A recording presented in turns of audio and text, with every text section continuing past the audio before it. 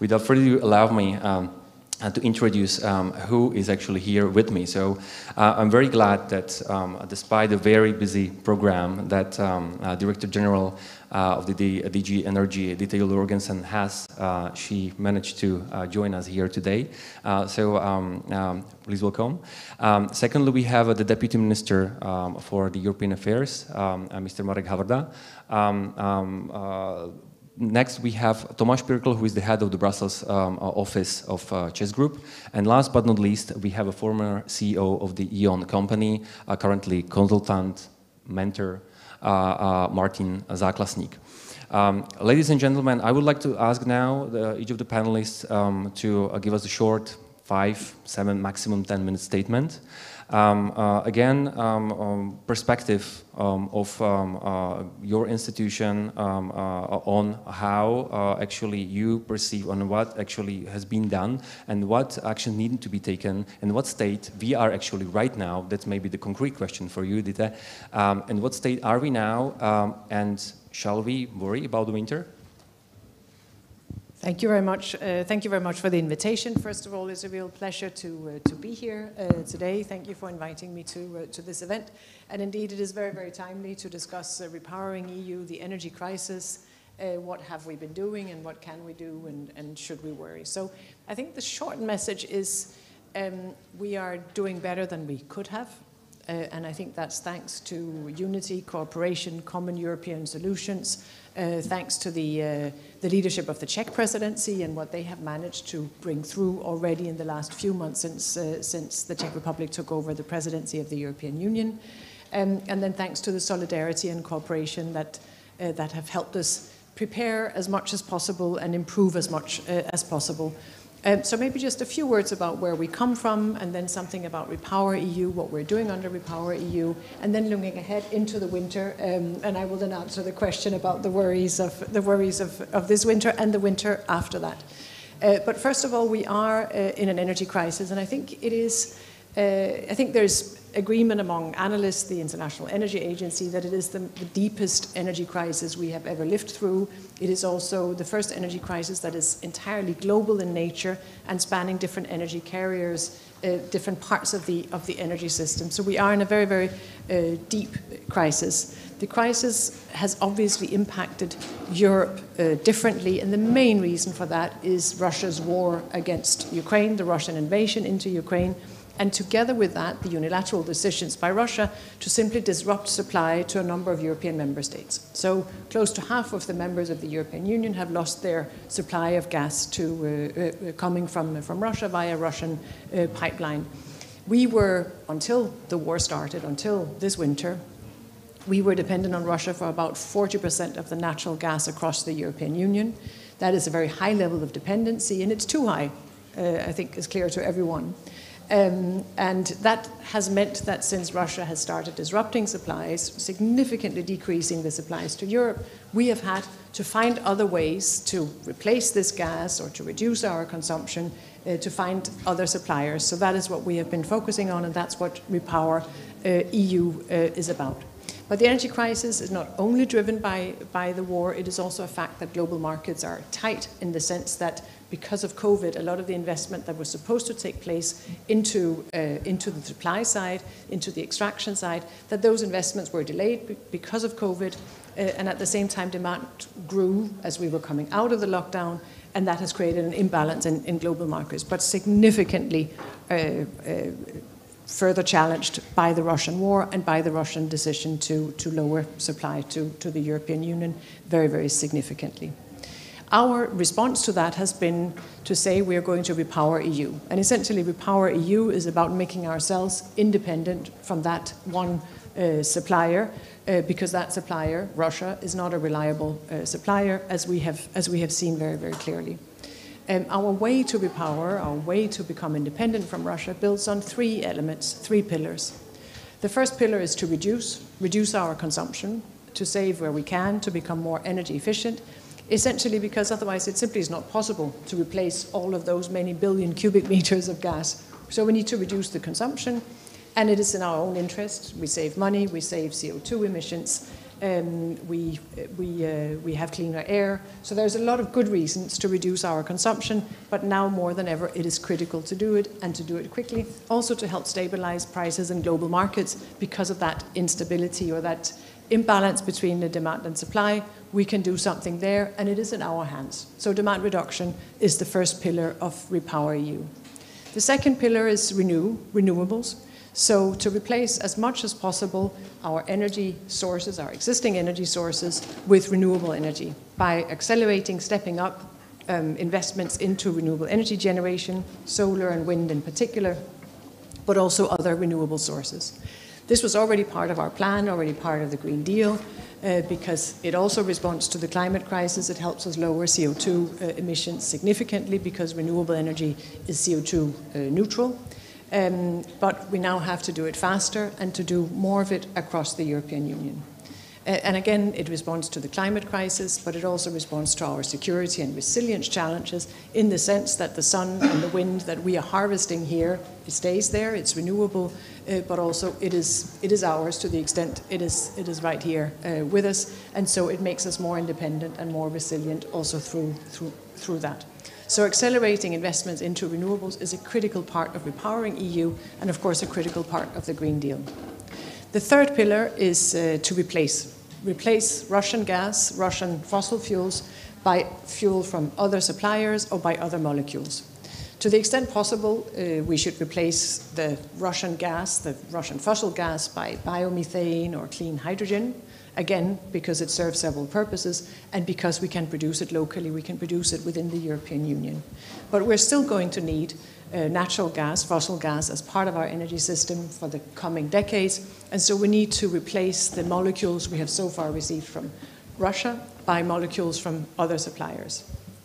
And so what we have done since the beginning of the year is to travel the world, so to say, to meet with other suppliers, to establish relations with them, to build closer working relations to make sure we have other supplies. We established a strategic framework, a strategic energy partnership with the United States at the beginning of the year. We have established cooperation under Memorandum of Understanding with Azerbaijan. We are working with Norway, a big supplier of natural gas via pipeline to Europe, working with Egypt, working with different suppliers in order to establish long-term predictable relations, both on the supply side, but also because we are predictable and well-functioning markets, and because we have been ready to be a premium market in order to attract the LNG from global markets that was necessary, and in that we have been competing with other markets in the world. So that is another part of the explanation for the continued increase in gas prices since the beginning of the year. So those are the three pillars: reduce, renew, replace.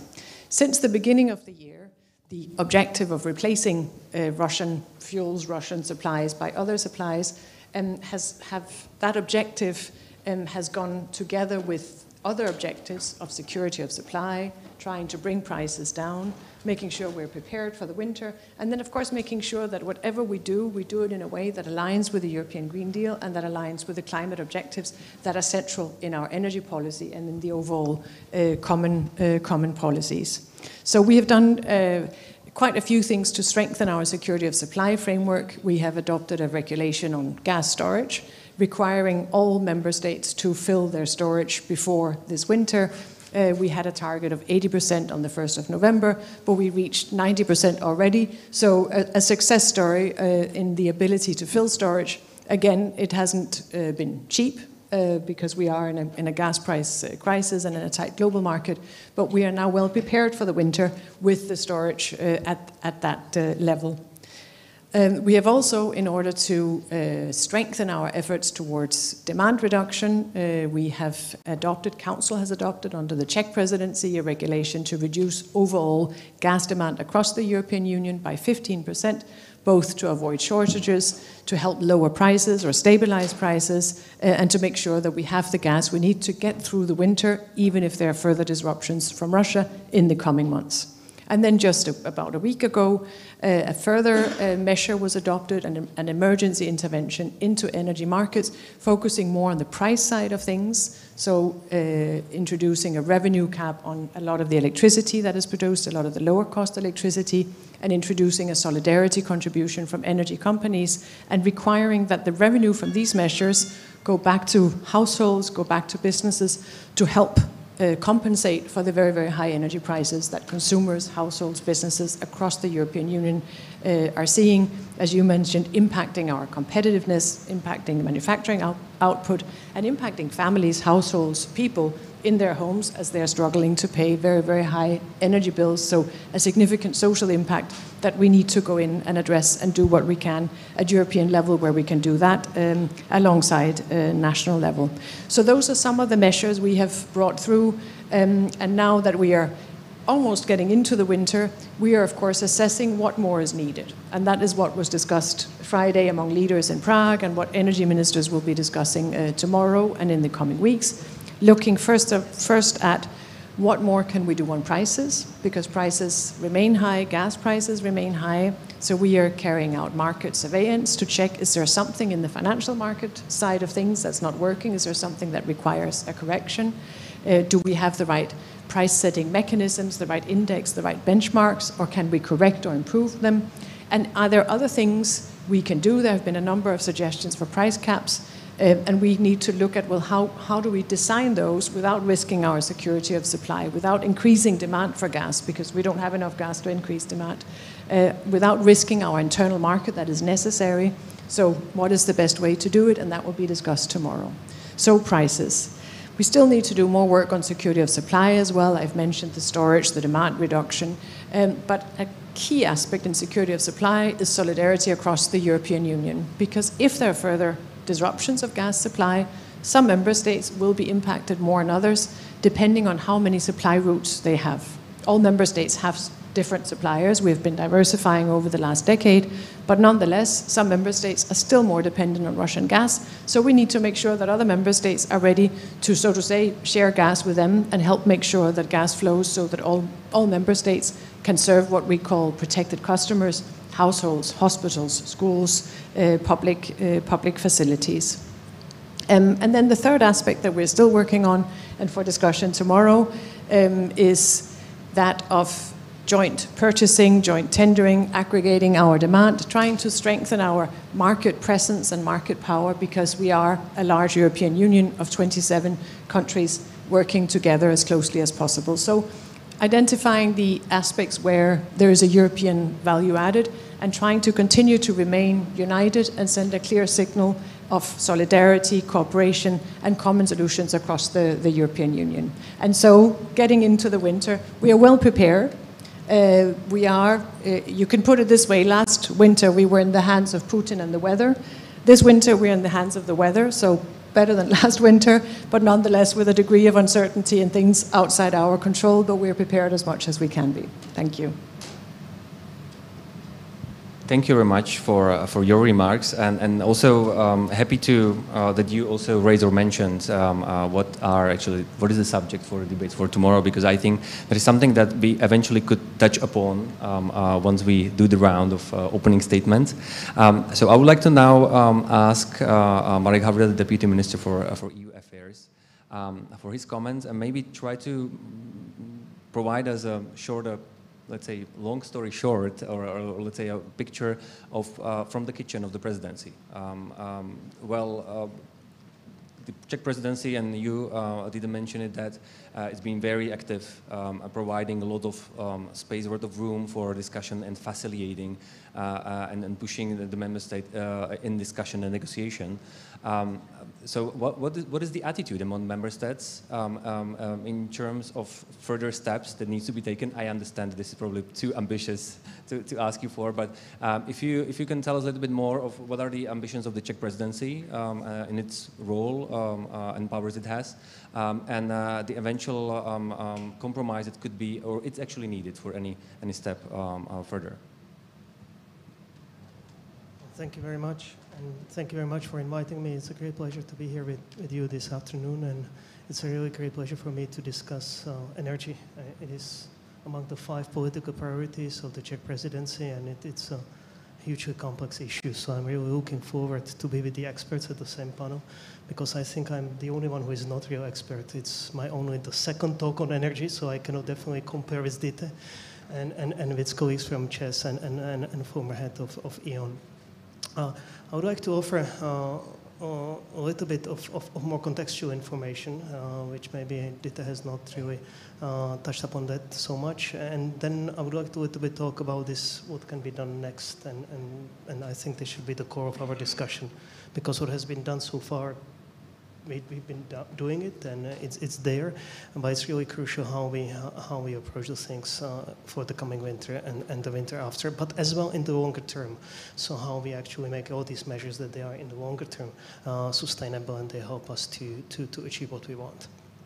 Well, as you know, the Czech presidency is a little bit after the midterm, so we've been looking into what has been done, and you might have noticed not only that the last week the summit and the European political community first meeting was about energy, but we had 3 extraordinary energy councils, and we're really pushing forward this issue as much as we really can, maybe even too much sometimes. But really we feel this is super important.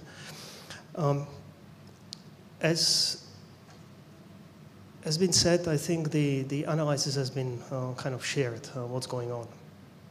Apart from the supply side trouble because of the lack of investment due to COVID, it is Russia and their aggression against Ukraine. And Mr. Putin has been weaponizing energy, deliberately cutting on contracts of pipeline gas, reducing that unilaterally, basically contributing to higher prices and then making profits, which we basically pay to them. So this is the situation which we are. As well, the impacts on both households, but as well we are here on the grounds of the School of Economics on businesses, and the competitiveness are really crucial.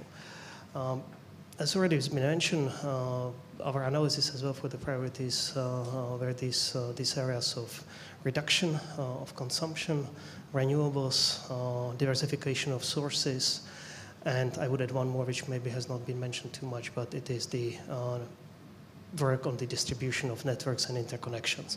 So these were in already a few months ago on our high agenda. Before I get to what can be done, I would like to maybe give a little bit broader context, as I said. First is that this government is considering the European Green Deal as an opportunity, and this is important. And it's important that we understand it and we get shared understanding on this in this country, but as well beyond that. We actually represent presidency, so it is an important opportunity. It's not only about renewables, but it is about strengthening the energy efficiency and about savings, and all this, of course, compounds into increased energy security. That's so clear. At the same time, the adaptation and the conditions of different member states need to be taken into account. And at the same time, this cannot be a kind of a prerequisite or excuse for slowing down, going towards the ultimate goal of the Green Deal, or even doing nothing. So this is the take of this government. We feel there is a very strong opportunity for businesses in this country to tap on this transformation and to be as well suppliers of all these technological solutions. Be strong in machinery, be strong in the other manufacturing industries, and there is no reason why we should not be able to capitalize on that. There is other aspect, which is the digital transition. We go in so-called twin transition, green and digital, and the companies which will manage both green and digital, they will be just leading. So we feel this is very strong opportunity, which is now on the table, and this country, but as well Europe as a whole, needs to tap on this. We have some good examples in the past. I will just mention one, and it is Denmark, Denmark just tackled the oil shocks in the 1970s in a way that they were able to actually build industry, which is now leading in many aspects, going from insulation to valves and to wind. So we need to learn from this. Second aspect, the broader I would like to mention, is the social dimension and energy poverty. We are organizing a conference in 2 weeks on 24th of October, exactly on this topic. Again, this has been planned beforehand, and a couple of things to mention. One, we need to understand what the impacts on those who have not actually experienced energy poverty, but are starting to experience it are, and how big is this portion of the population, who they are, and how we could help them. Second is the most needy. Apart from kind of relief measures, which we have in place in this country and they are around Europe, we need to make sure that we are able to supply them with measures, or offer them measures which would help them to reduce their energy. And these are especially households which cannot afford to take a loan, or they cannot afford to postpone the consumption of the most immediate needs. So we need to be very creative. And I've been discussing this with our German friends and with the Danish and the Swedish, how we could really maybe develop new approaches to tackle energy poverty. Related to that is public awareness and public buy-in. Without that, we cannot do anything. And this needs to be stressed again. We need to make sure that public does understand what is the situation with the Green Deal, why we need to decarbonize, what are the short-term impacts, how they will be gauged by the government and by the EU. And what are the short-term measures we take to tackle the very crisis at the moment. It is even more important because this is clearly the talk in the households, but as well talk in the pubs. And without facts, this will not lead us anywhere. So getting to what can we do, what can be done now. We need to figure out what will be the support to households and companies. We have adopted as a government an act on it, and we need to make sure that this is actually not in contradiction to the long term and to the market at the moment. Joint purchasing was already mentioned, so I will not talk that much about it, but I think it is really important that we do not outcompete each other as member states and as companies in the member states, somehow subsidized by the governments of member states. So this is crucial. And this, of course, takes me to the need to respect a level playing field for all the actors on the market, because the market, the energy market, has been really delivering very well for several decades so far. It took us as well very long to launch it, it needs to be mentioned. And now we are under strong stress from many sides to change it. Again, some of the concrete examples of potential change, like the index on the LNG, has been mentioned, but really what seems to be very high is decoupling of the price of the electricity and price of the natural gas. This is very complicated, and I'm very much aware how complex the issue is. Not only not to disturb the market at the moment, not to disturb the future market, not to disturb the investment into the marginal sources, which we still need, and we will need marginal sources. And as well, to make sure really we do not cause underinvestment into this area before we have available other sources, mostly renewables, but as well some more stable sources. So this needs lots of analysis in my view. Second is the distributional effects. In my view, if we really about for internal market, which is just a single market, then we will need to have some kind of a solidarity on how we distribute the costs of decoupling. So subsidizing the gas. What I'm talking about, just for those who don't know, follow that so closely, it's a lot about somehow capping and then subsidizing the price of gas, which is used for the production of electricity by the gas generation, which is then used mostly in the peak hours, and then creates the need to have it, or meets the needs which are in the peak hours. Sorry.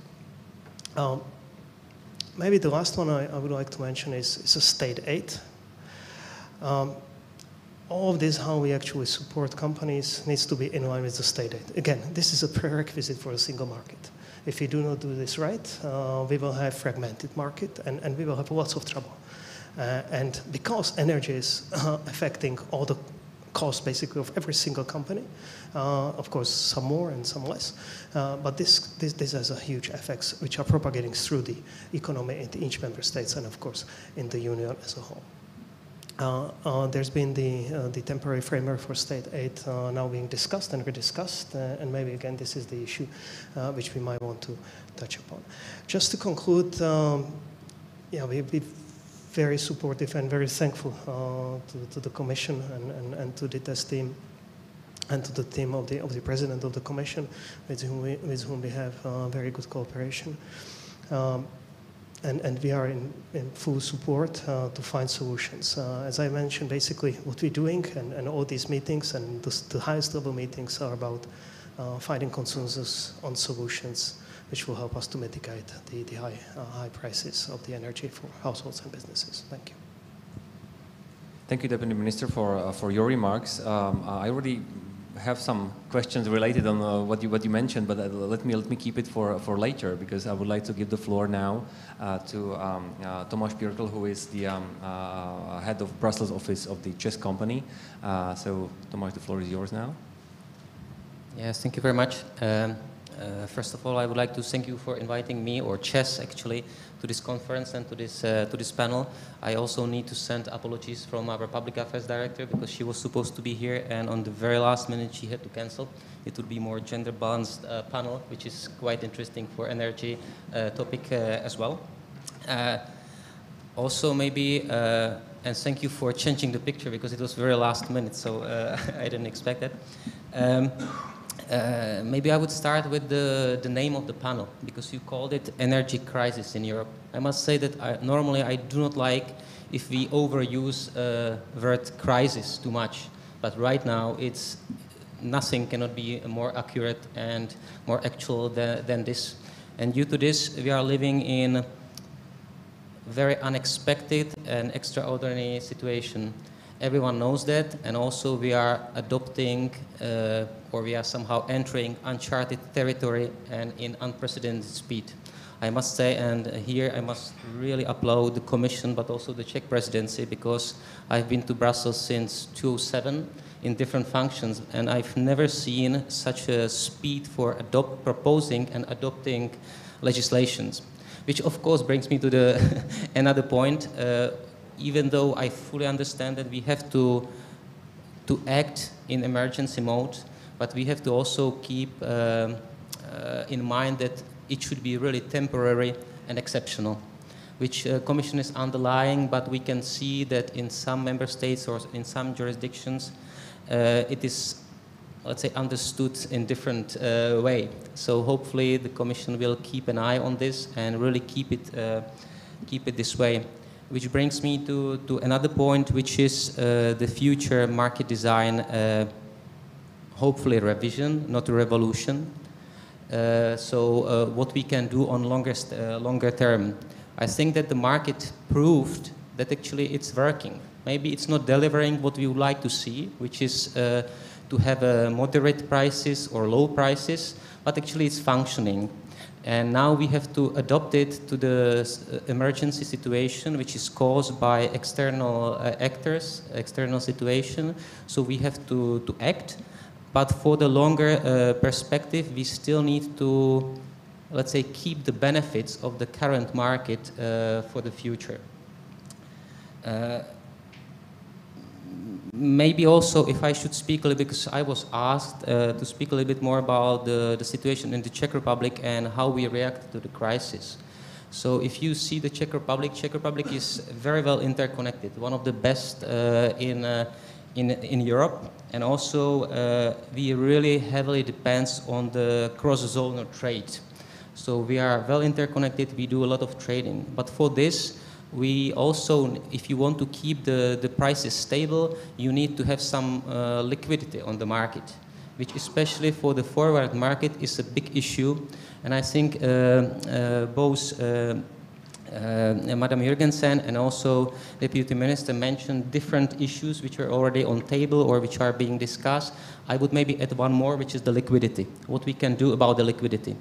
Here, if I can say, of course, the possible revision or update of the temporary state aid framework, it's not enough. So we have to go further. We can discuss more in detail if it should be, let's say, using EU ETS allowances as a collateral, or maybe changing somehow percentages for the collateral for companies with different ratings and so on. But this is for more technical discussion. But the liquidity is a huge problem right now, even for the companies which are normally in very good health. And you can see it just in west from the Czech Republic, in the case of Uniper, which is a huge company which had to be somehow saved by the government.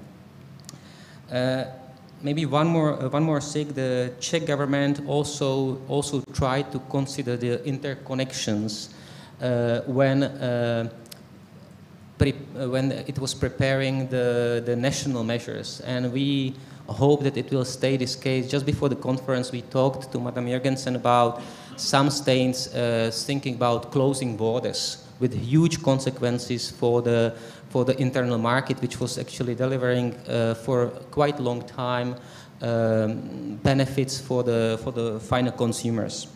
But as regards the Czech Republic, in the Czech Republic, as of January, and I think fully in line with the Council regulation, we will have a cap on final electricity and gas prices. Maybe here I would just add that it's something new for the Czech Republic. We have liberalized market since 2006 or 2007, and now to introduce caps, it's not as easy as it could see, as one could see it on a paper.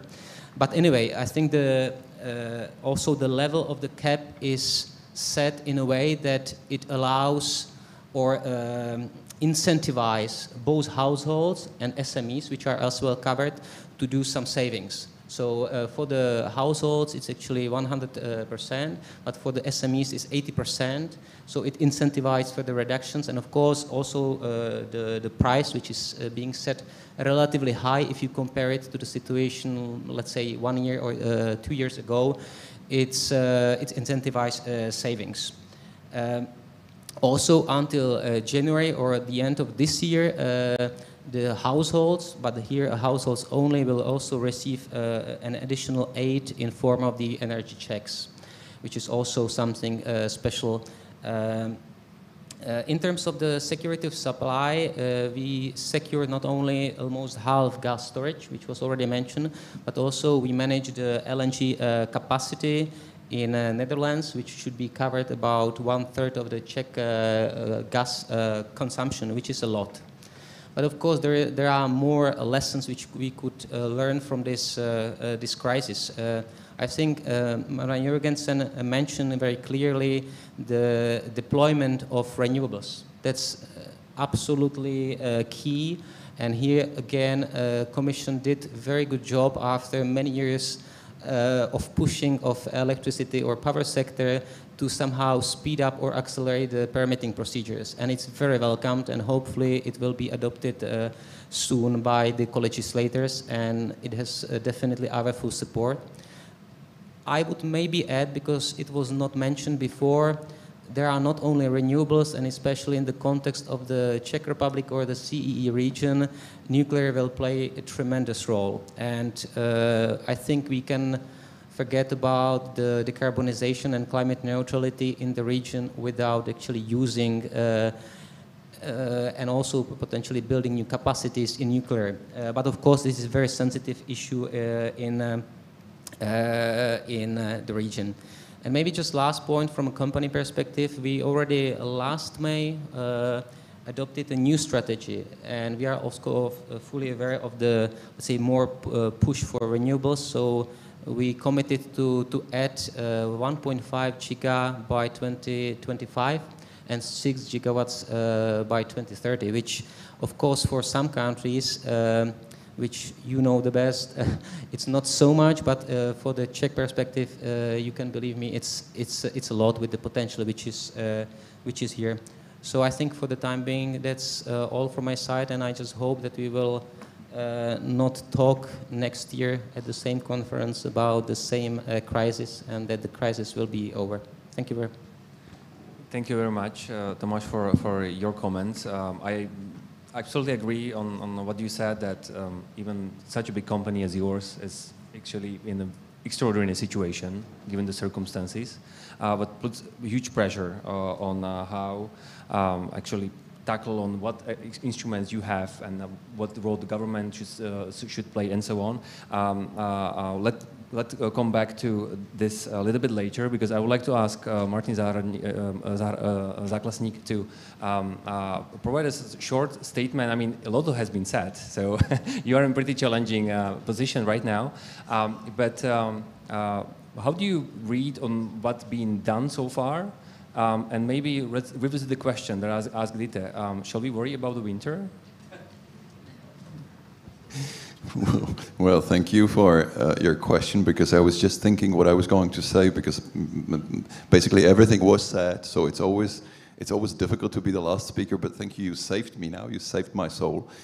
Now first, I think I had a very interesting discussion a week ago where somebody was saying this all could have been predicted. And now you guys who were there, now you're wondering what is happening. You should have known.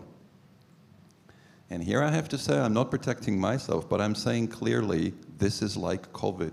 The current energy crisis is like COVID.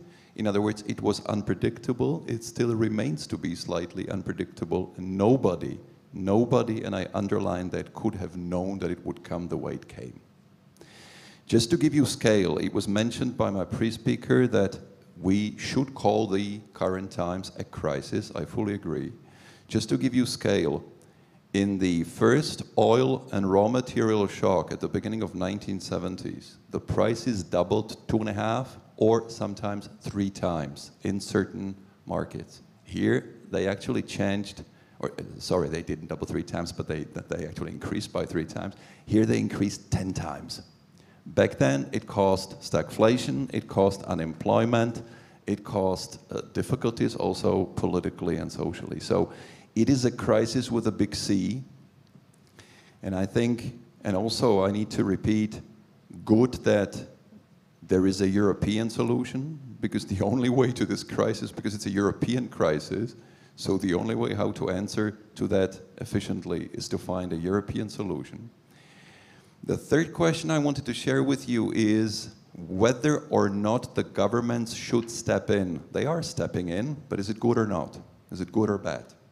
Because we all, here at the table at least, grew up being educated in the neoliberal way, where we were being told, look, no intervention is justifiable, we should leave it to the play of the market. Under one condition, so we don't have to leave the neoliberal thinking, under one condition, as long as the market works. And here I would differ to my pre-speaker. I don't think the market works. Liquidity crisis shows that it stopped working. A transaction that is that small on the Leipzig stock exchange caused the price to double within a week from already astronomical 500 euro per megawatt hour to almost 1,000 or slightly above 1,000. So that shows that if the markets, due to this liquidity issue, stop working, the only subject, the only economic player that sort of, in quotes, remains in the economy is the state, and the state needs to intervene due to the overall importance of electricity or generally energy in our lives. However, The state should this is now difficult, right? The state should intervene in such a way that it doesn't become a problem in 5 years. And that's the big problem. So now the solution is not, or the discussion is not whether to intervene or not. The discussion is how to make it most efficiently, how to change the rules of the game, or whether to change them at all. And what I think the European Commission, from my point of view, understood very well are two things. First, we need to make the markets work again with liquidity. And there were some discussions about that. It cannot be that I'm selling or you're buying and we don't find a counterparty because we don't trust each other. It's a situation which is comparable to the non-functioning of the interbank monetary market after the fall of Lehman Brothers in 2008. It's a very similar situation. The second thing is we need to change the rules of the game. It cannot be that the source of energy, which is the gas-fired power plants that produce in the Czech conditions a fraction of, in Germany it's different, but in the Czech conditions that produce a fraction of the overall energy amount, that they sort of guide the whole price. It cannot be. So this needs to be changed somehow. And we need to find a model that does not kill the market forces for the future. I don't think it is the Spanish model, although I liked it at the beginning. What studies have shown is that the Spanish model, due to the fact that Spain and Portugal regulated the prices used for the gas-powered plants, that Spain actually started producing even more electricity out of gas because it was capped. So not only that it led to an increase in the gas consumption, but at the same time it led to an increase in exports of electricity from France. So that is basically throwing public money out of the window, if I simplify to a certain extent, right? Of course, in Spain, it may not matter because Spain has access, or the Iberian Peninsula has access to 6 LNG terminals, which is not our case, right?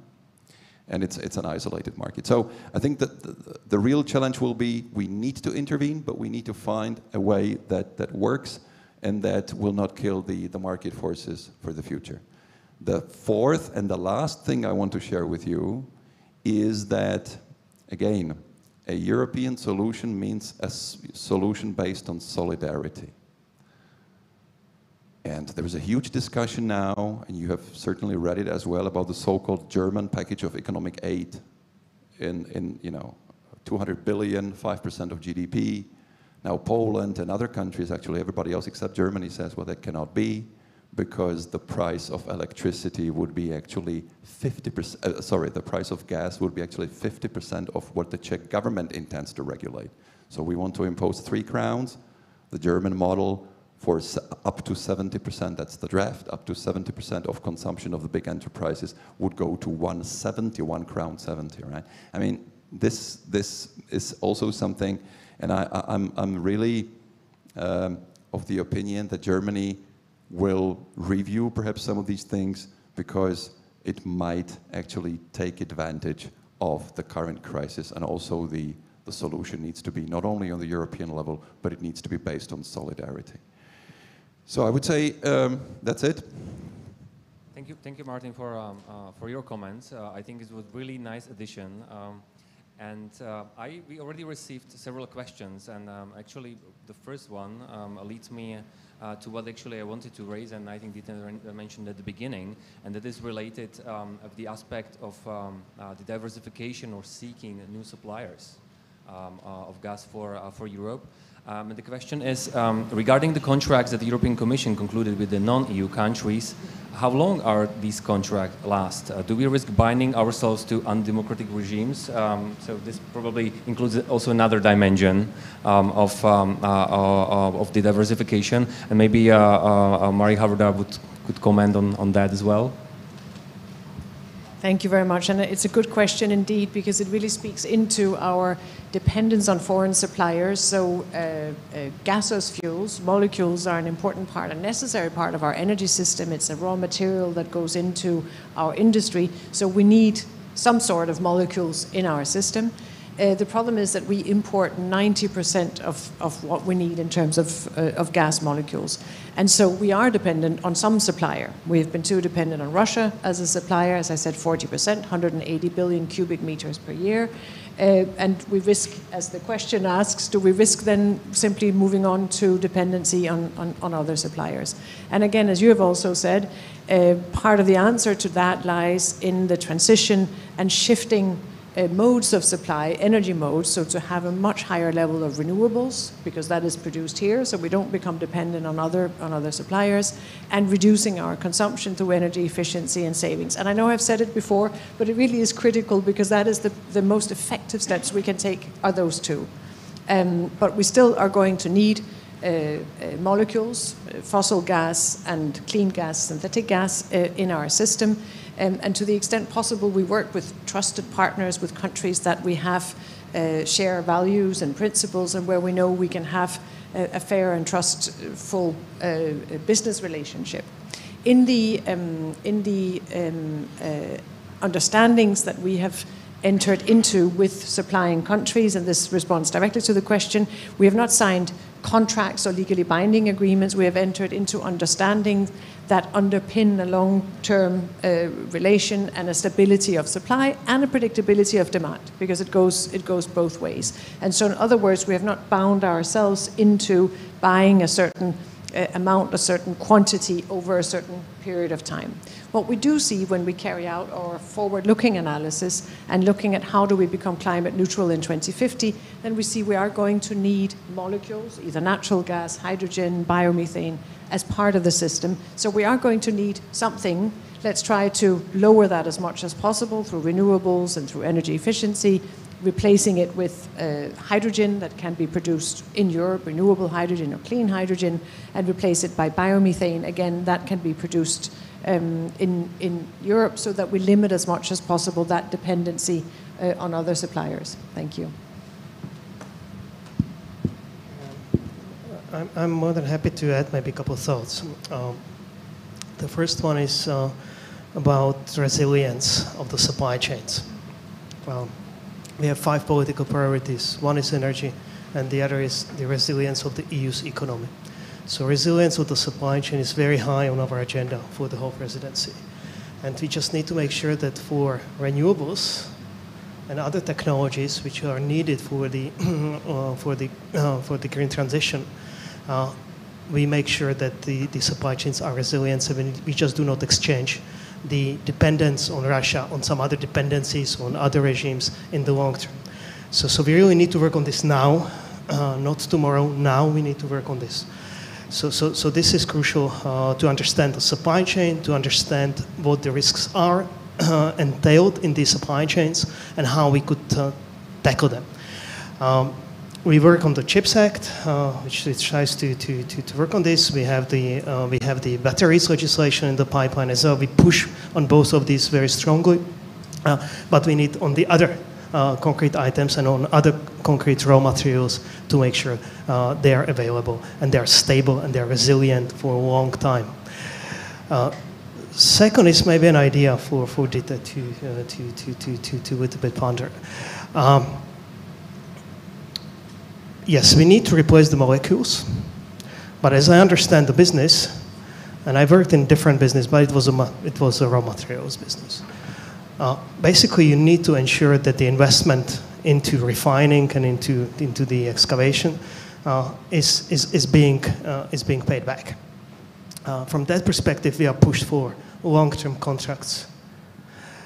I think if we really take this seriously and we take seriously the joint purchasing, it would be really good to have a joint rules for member states.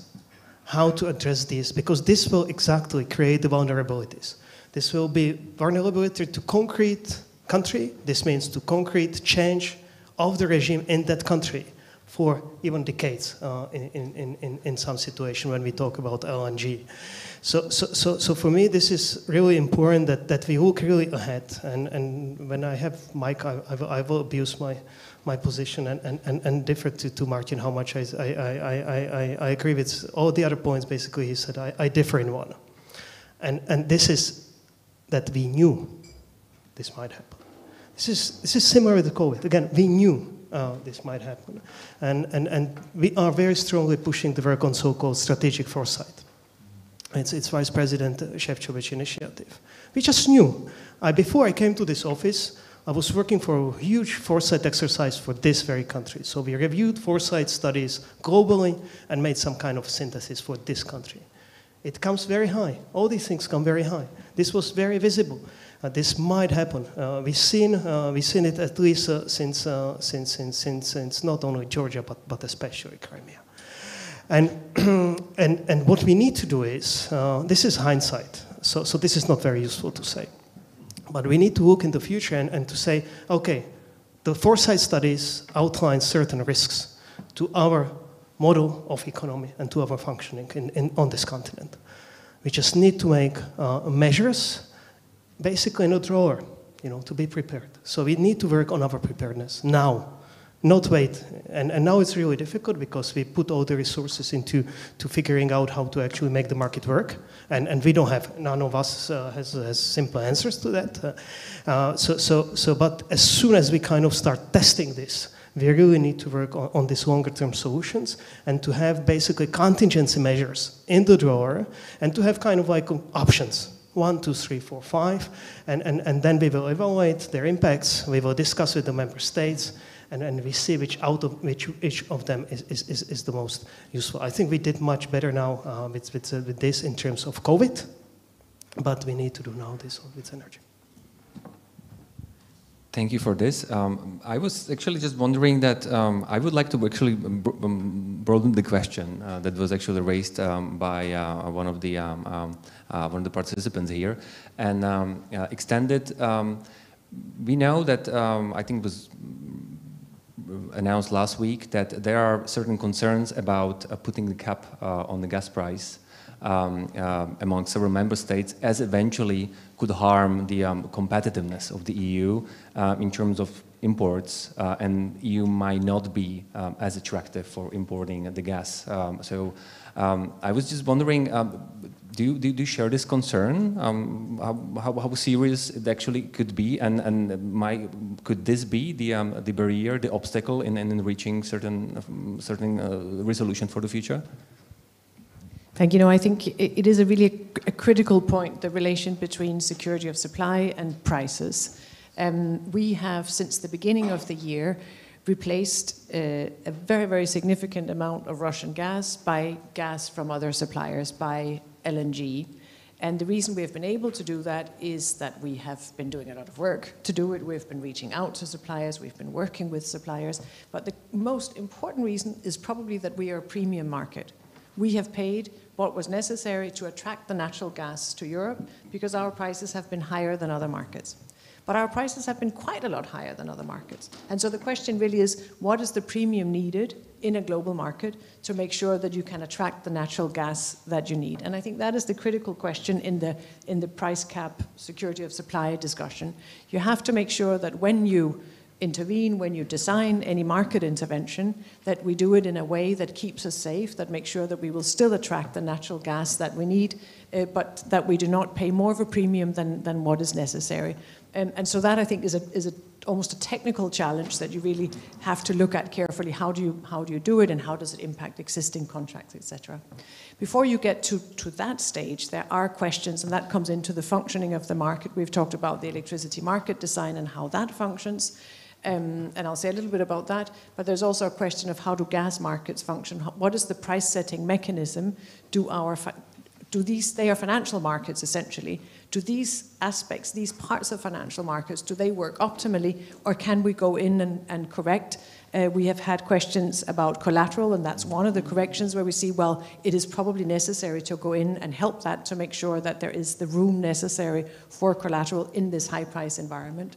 We see very high levels of volatility, and so the question is, are they higher than what they should be? Is that a market functioning, or is it a market malfunctioning? And if investigations show that there is a malfunction, well, then let's look at what we can do. So in terms of price mechanisms, price setting mechanisms and possible interventions, there are things that we're looking at, and that does not require draconian measures, but really making sure that our markets function, and then continuing to see, well, what is needed to bring prices to a level that does not damage our economy, our competitiveness, our households, our social fabric that you have mentioned. On electricity prices, as others have also said, the situation is a different one, which essentially is that in any market, the most expensive, the marginal model, the marginal supplier is the one setting the price, because that is the price any consumer is ready to pay. And so, as others have said, that means that the electricity price currently is driven up by the very high gas prices, even in countries like the Czech Republic, where there's a fairly low amount of gas in that electricity system. And that's the discussion around decoupling electricity prices from gas prices. The way we have gone about it so far at European level, and I think we have a good plan for how to address it, is first of all, we have set this revenue cap. So we have said if electricity is fairly cheap to produce, if it comes at a low cost, then it is not fair that there's so much more revenue coming in for no extra investment, for no extra cost. It simply is just lots of extra revenue because the gas prices are so high. So we have put at European level, agreed on a revenue cap, and we have agreed that the money that comes from that revenue cap goes back to households. So it doesn't decouple prices, but it decouples the impact on households and consumers of the high gas prices. So that's the decoupling that is possible within the market as it functions now.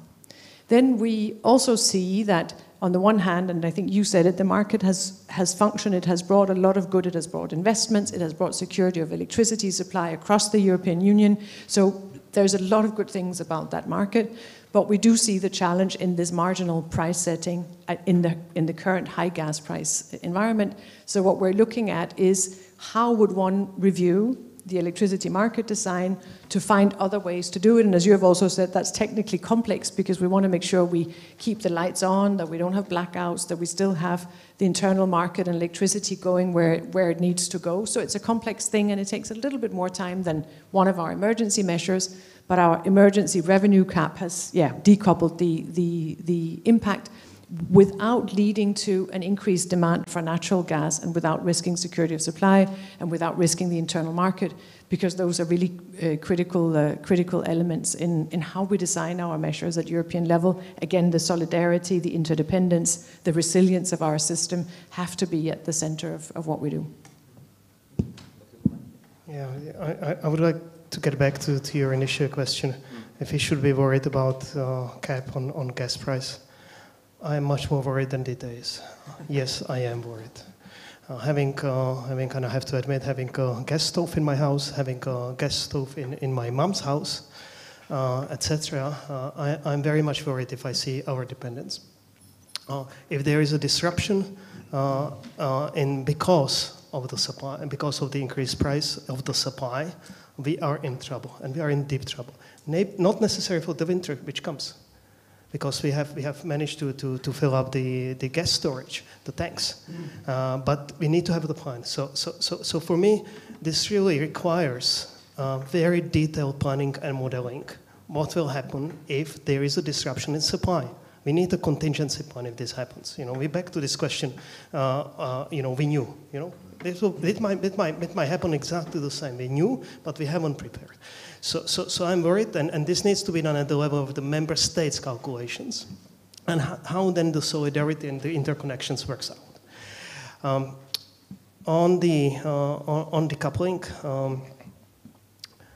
I think it is really important to learn from our Spanish and Portuguese friends.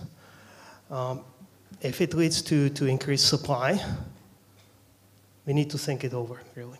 And it's not only about increased demand, because I think now people across, at least in this part of the world, I think they quite understand that it's not about, it might be different where you have six LNG terminals on the peninsula. But here people quite understand. But what I'm more worried is about the gaming by the industry and abusing the situation.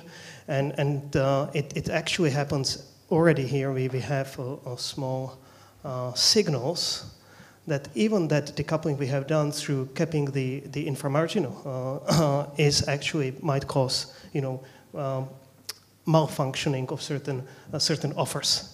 Let's put it this way. So kind of like potential abuse, because if you set some price, you set the price. There is no market anymore. So some might want to take the advantage out of it. So I think we have to be very careful about how we go about all these things. We need to monitor in detail. This is one more call. Really to monitor all these small signals. It might be a small supplier, outlier supplier who already abuse it. We need to understand what goes on the market and to have preventive measures to kind of like stop the potential propagation of this malevolent behavior.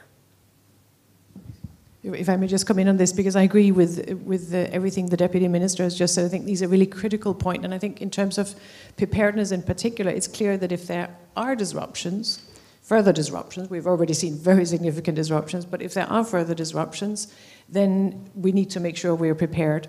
One of the first things we did when the Russian invasion into Ukraine happened, when the war that Russia is waging against Ukraine started, was to look at our preparedness plans in terms of energy, because you could already see there was a significant risk. So all 27 European member states did a review of their national contingency plans to make sure that they were ready, not just on paper in a plan, but really what happens, how are we going to manage this situation.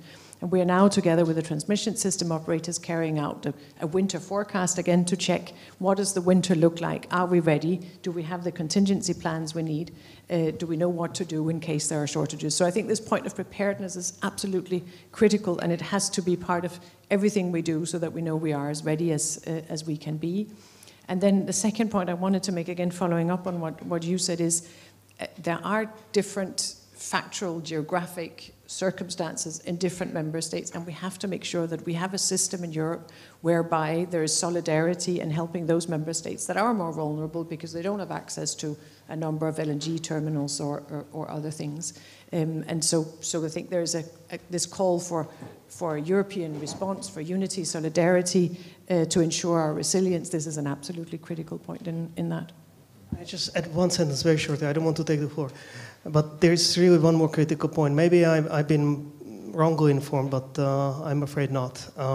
I've been talking to the global energy companies, and it seems that it's not only the problem of our import terminals, but it's a problem of the export terminals. The price in the US is several times, so several hundreds of % higher. So the incentive to export to Europe is huge. But basically, you don't have the export terminal capacity. Yeah, a gentleman on the other side of the table would like to comment.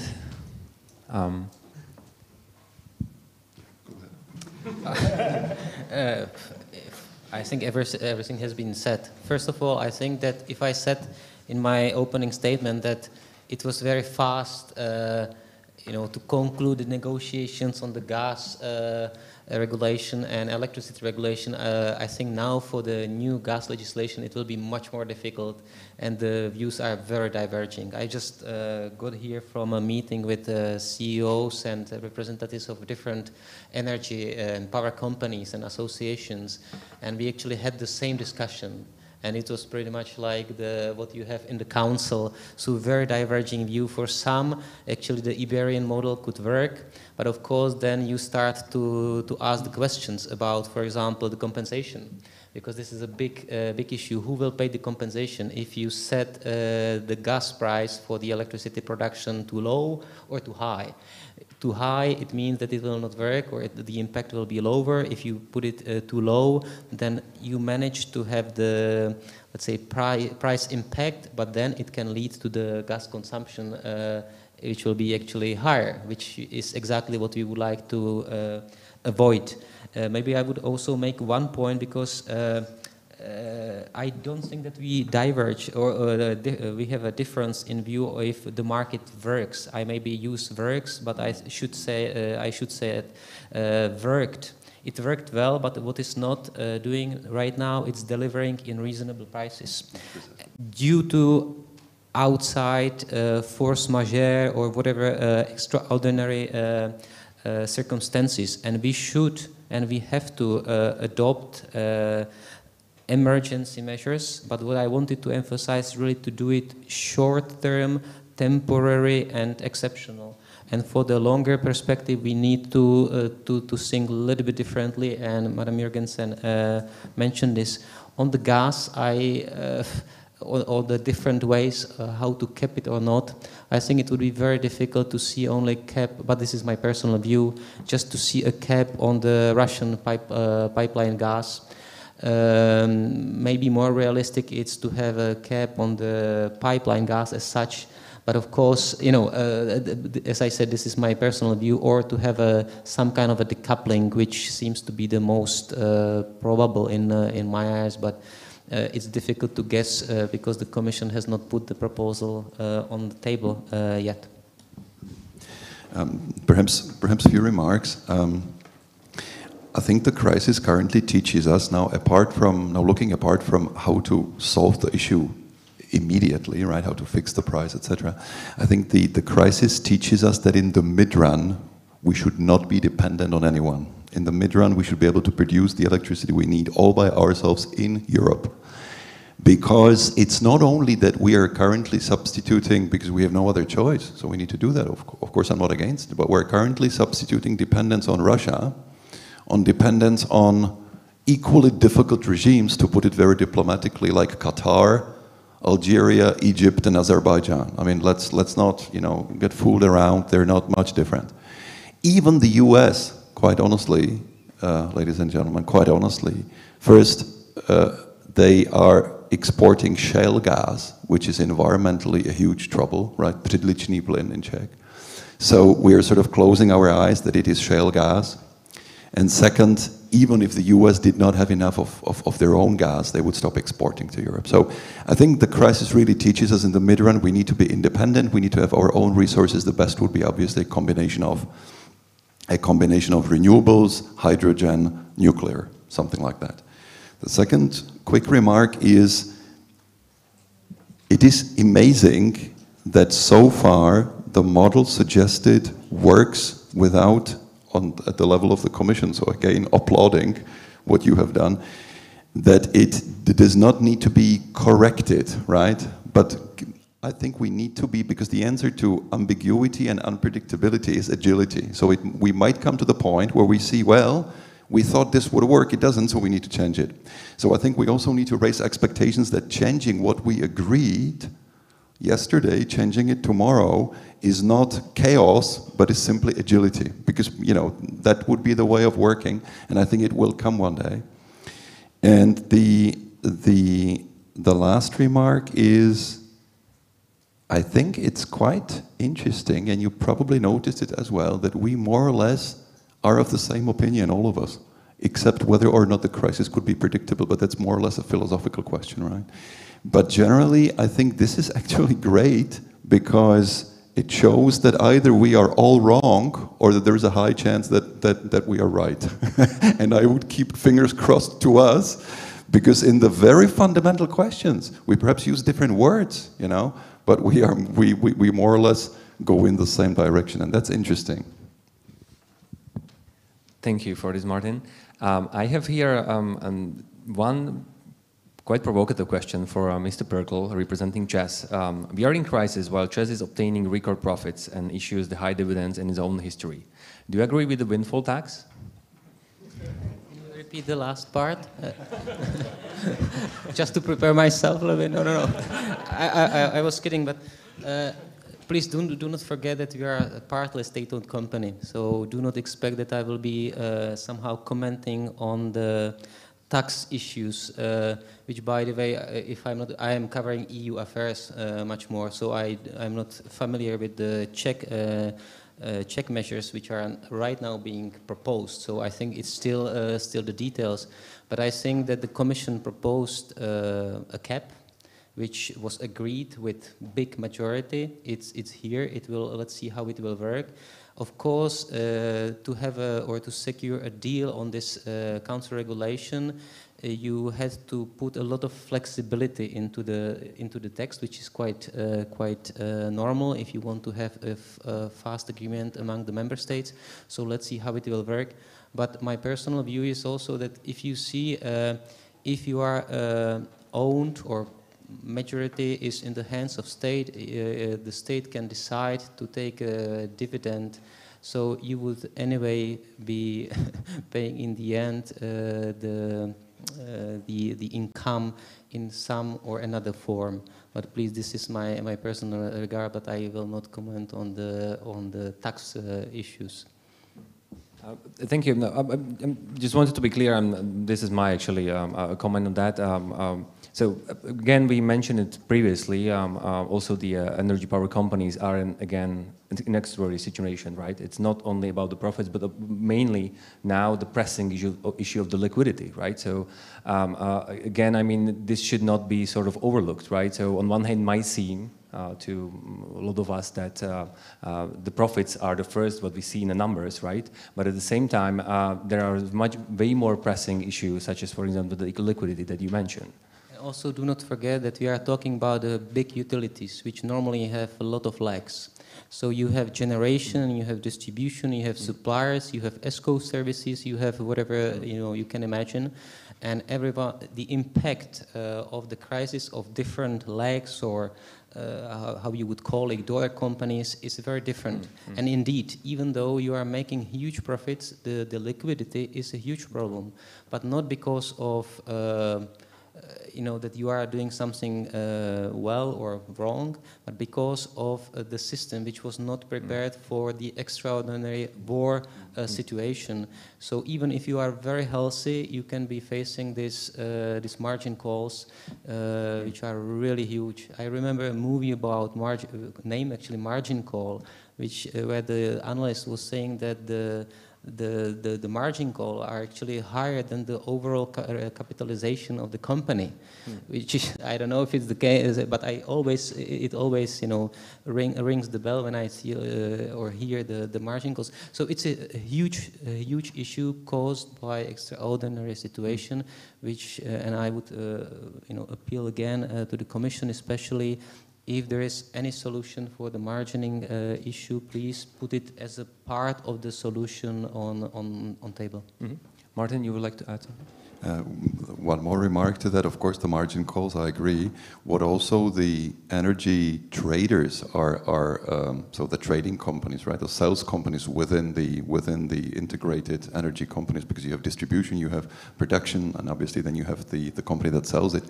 Of course, what they also suffer from is that they are not able, due to the lack of liquidity in the markets and due to the fact that the markets have lost the price creation, they are not able to provide offers to industrial companies. So not only that the industrial companies are saying, come on, the prices are 10 times of what they used to be a year ago, but at the same time they don't even get an offer. So that's, I think, part of the problem, right? And of course, obviously, the margin calls. Thank you. I'm looking at time, so we have 3 minutes left. I was actually wondering whether we could maybe provide certain, of course, we are living in very turbulent and unpredictable times.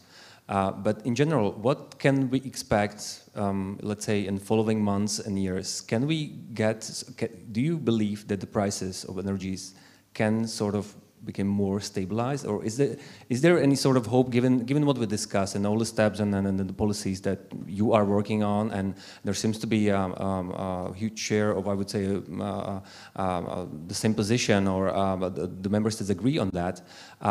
Do you think that we can, again, get to a certain a relative stabilization of the prices on the market and something that would become acceptable for businesses and households, let's say, in following months or eventually years?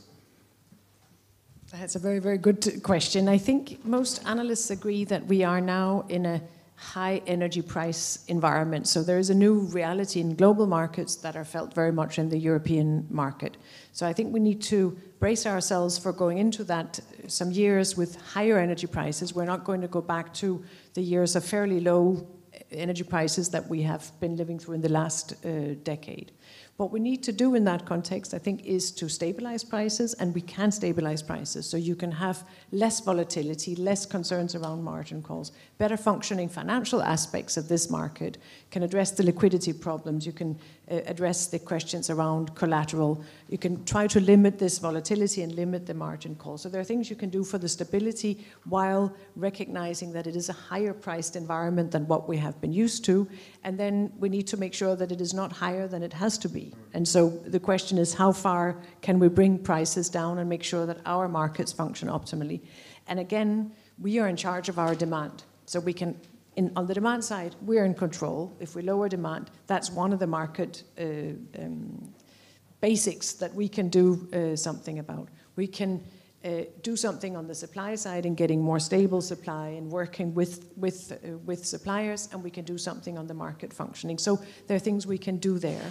I think we've talked about this winter, and we go in fairly well prepared, but still with uncertainties out there. So we have to make sure we handle those correctly. And once again, it really is about European resilience, and that resilience is only possible if we also have European solidarity and European unity. Those are absolutely critical for everything ahead of us. And then, as I think you said before, the next winter after that could be more difficult, more challenging, because the supplies from our biggest supplier are down and are likely to go further down. And so we really need to think ahead into that winter. And as you said, have the contingency measures ready in our drawers so that we are ready as we go into next winter. And that's some of the things we're also working on now, is really, well, what about the next storage filling season? What about next winter? How do we best approach that? Thank you. Thank you. Deputy Minister, would you like to add something? Yes, well, first of all, I mean, this is really extremely complex situation. Like, we all agree, but we don't have the details of the solution, none of us. So we're trying to literally square the circle to have market with all the advantages of the market, with sending the right price signal, including those price signals to save. And at the same time, we want to somehow regulate the overall price and the fluctuation of the price. So this is a huge challenge. One thing we have not really discussed, and maybe I don't want to open it, but I will, is the ETS, and maybe reducing the volatility on that segment. It might be one of the ways, but I'm not sure how to really do it well in order to maintain its quality. And I'm very much aware of the trading to emissions and its advantages. But maybe as an emergency measure, I think we might be considering this. For households, I think we're kind of okay for this winter. We can find solutions, and we can again.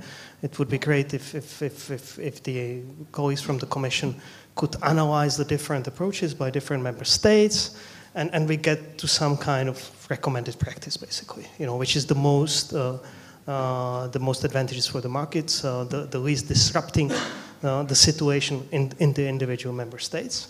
So I think this would be great to have such a learning very quickly, and maybe to have, as we discussed this kind of contingency planning, there's one more important element to it, and it is to understand and identify beforehand what are the triggers that this will happen. So it's not only to have the solutions in the drawer, it's about to understand what triggers,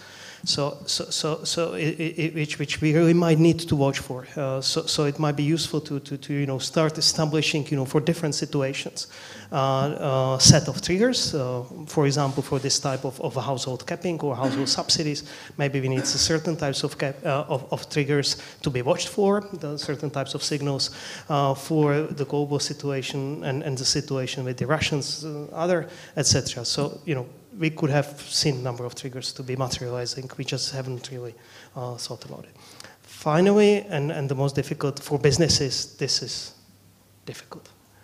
And we will get back to the state aid. We will get back to functioning of internal market as such, not only the energy market. And here, I think it's really important to start, just maybe really blue sky thinking.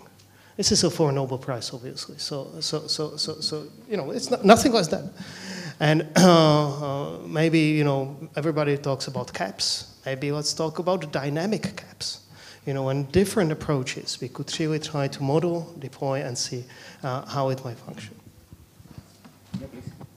I will be very short, but first, maybe to your question, will the prices go back to pre-crisis level in short period of time? Personally, I would not expect that, but of course the prices will or should stabilize. The question is what we can do to stabilize them. If you do, and it's pity that we have to end because it would be nice to discuss the decomposition of the price. What is the impact of ETS? What is the impact of commodities? And what is also, and this I would like to underline, what is the impact of, let's say, risk premium of the risk? Because I just talked yesterday to our strategy people, so the brightest brains of the company, and they were really somehow puzzled how to make the decomposition, because you end up with a huge part which goes for the risk, which is somehow outside of your models, because it's a feeling, it's a sentiment of the market and so on. And here, of course, it also depends a lot on the situation outside of our powers, but also outside of the EU. And the last, and I think it was very rightly, and we didn't have time to discuss it, but right now the big elephant in the room is energy-intensive industry, and how, and especially for a country like the Czech Republic, which is one of the most dependent on the heavy energy intensive industries. Also, if they see the 200 billion rescue package in Germany, they are asking the questions. And I used to work actually for the Confederation of Industry, and I still have some friends, and they have some headache of this, and I understand this. Thank you. I think the prices will go down. They will stabilize. Obviously, the only thing is that we don't know when. But definitely they will stabilize, but it will be a different energy market and it will be a different energy mix. This is what we need to get used to. Thank you very much for closing remarks. Ladies and gentlemen, we are at the end of the panel. Unfortunately, we didn't have enough time to go into detail in so many interesting and inspiring comments through the panel. But thank you very much. We actually even didn't have a chance to answer all the questions that I received or we received. But again, thank you very much. I hope that we covered at least something that is again affecting and directly influencing the whole energy crisis that we are facing. So thank you again, all the panelists. And after a short break, we continue with the second panel at 5:30.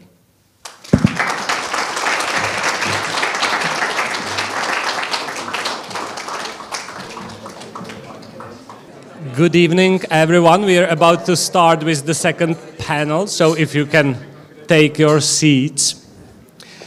In the second panel, we are about to approach the same difficult and, according to some, also rather sad questions, but from a different perspective. Our perspective will be a business perspective. I will somehow link to what Martin Záklasník said in one of his comments, that this kind of crisis necessarily needs agility from all of us. And for me, agility is not only to change your decision quickly when something does not work right, but it's about spreading power to the edge, letting everyone react, letting every single one react.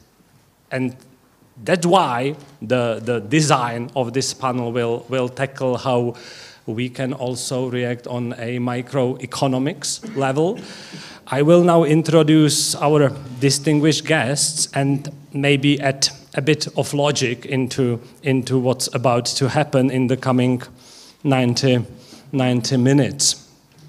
First, Jorgensen, senior economist of the European Investment Bank, who has a lot to say about how to improve investment activity in Europe, which has been slowing down for quite some time. We've heard a lot about how we should have been prepared, but without investing, you can hardly get ready. Marek, deputy governor of the Czech National Bank, who's about to talk about money, of course, but we won't torture him about how policies and governments should react, but we will talk about how money incentivizes us to react swiftly. And last but not least, Michala Bauer, Chief Innovation Officer, member of the board of Československá obchodní banka, our second biggest financial house already. Oh, okay, so of okay, so first in innovation, who will of course talk about how disruptive innovation maybe can help us in these difficult times. We've agreed that everyone will kick off with a short PowerPoint, so let's do it. Jochen starts, right? Who's running our PowerPoint? I am. Oh, is it? Okay, excellent. Thanks. So thank you very much. Thanks a lot for inviting me. Given that this panel is about unpredictability, I'll add a bit of unpredictability to it because I'm not going to talk about the EIB's internal decision-making processes for the simple reason that I'm not high enough up the hierarchy. So if there is a conscious decision to accelerate the decision-making processes, or that once it exists, I'll let you know. But let's see, so I'll talk a bit more, given that we are a development bank, I'll give you a bit more about the macro background. So how can we address unpredictable events in the macroeconomy? And I think the key message here is that we are already doing many of the things that you need to address unpredictability. I've listed 5 here, and I just wanted to comment a little bit on them during these intro remarks. So to deal with unpredictability, right, where we don't even know the probability distribution of events, we need to build buffers, right? We need to have buffers in place. And the only way to do that is to stimulate economic growth. We need to improve our ability also to reallocate resources swiftly. We need to build robust infrastructure, and we need to provide cross-country insurance and policy coordination. And I think the 5th point is that we need to raise trust in government. So let's have a quick look at each of these points. I mean, you know what measures are typically discussed to stimulate economic growth, right? I don't need to go through the list here.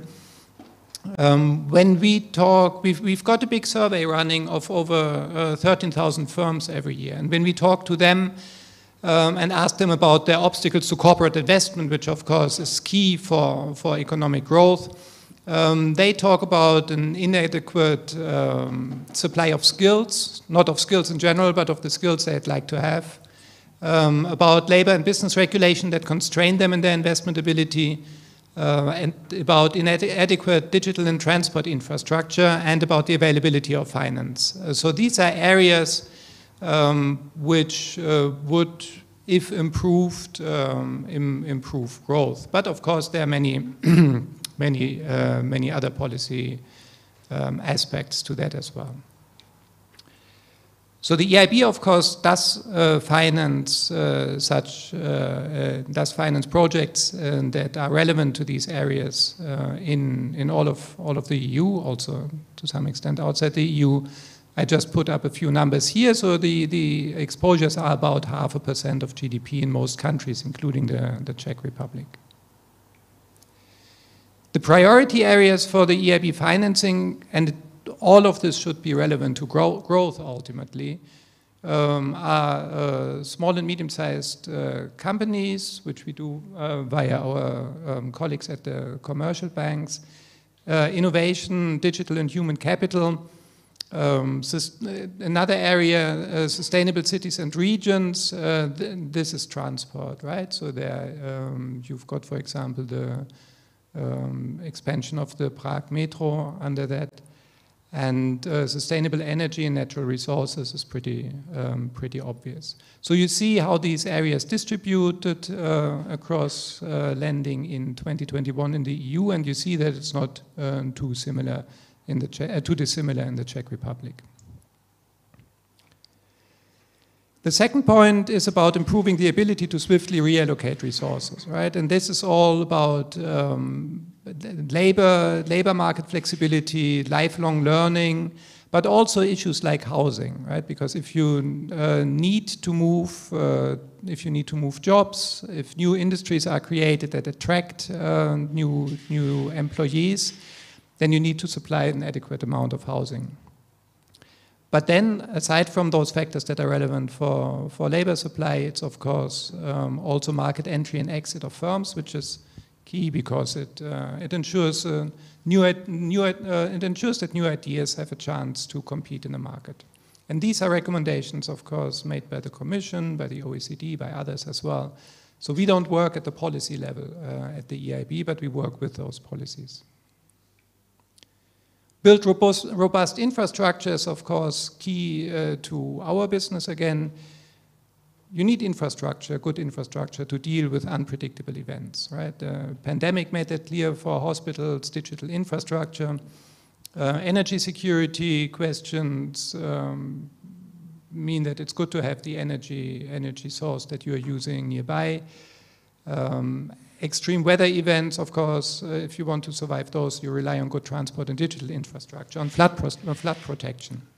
And now with geopolitical instability, it's the social infrastructure that we need. And all of those are being financed, not only, but also by the European Investment Bank.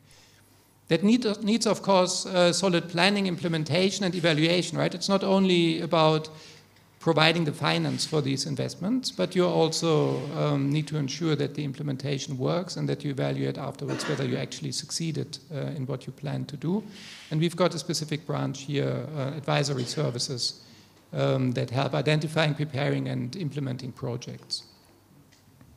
So one project, I just listed one here, is where we give advice on a specific financing structure for the national railways in the Czech Republic. The fourth point is on cross-country insurance and policy coordination. I mean, we spoke a lot about policy coordination already in the previous panel. An example here is the EU Recovery and Resilience Fund that ensured a coordinated fiscal policy response focused on public investment, so it's focused on growth. It's not only a method to stimulate demand, which we needed during the pandemic. There are lots of grants and loans to be spent until January 2027, and there's a strong emphasis on country buy-in and coherent strategies. And here, the EIB is also active in this context. So for some countries, we just do the project management. So we identify project sectors, financial structures to deploy those funds.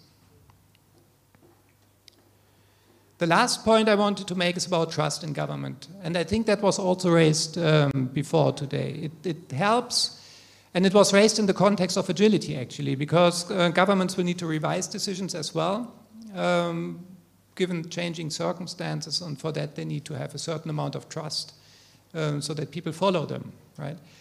But independently of that agility, you need trust in your government if you, or you need trust by your population if you look at it from the perspective of your government, if you want to advocate painful but necessary policies, right? And you need to, you also need trust if you want to increase the effectiveness of crisis responses.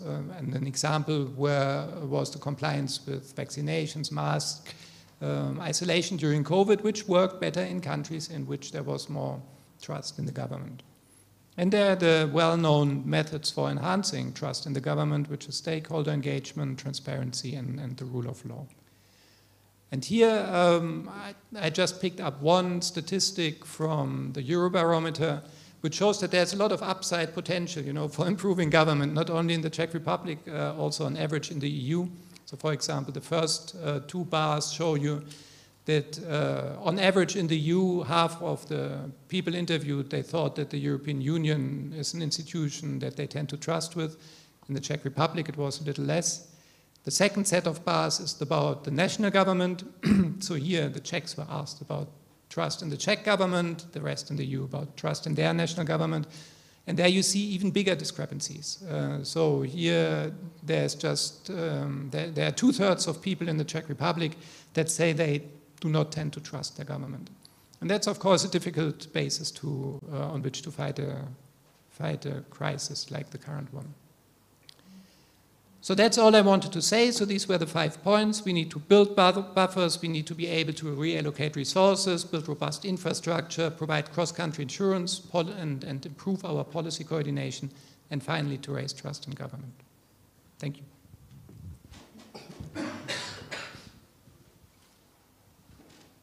So should I go ahead straight with, so if you could please put my presentation on the screen.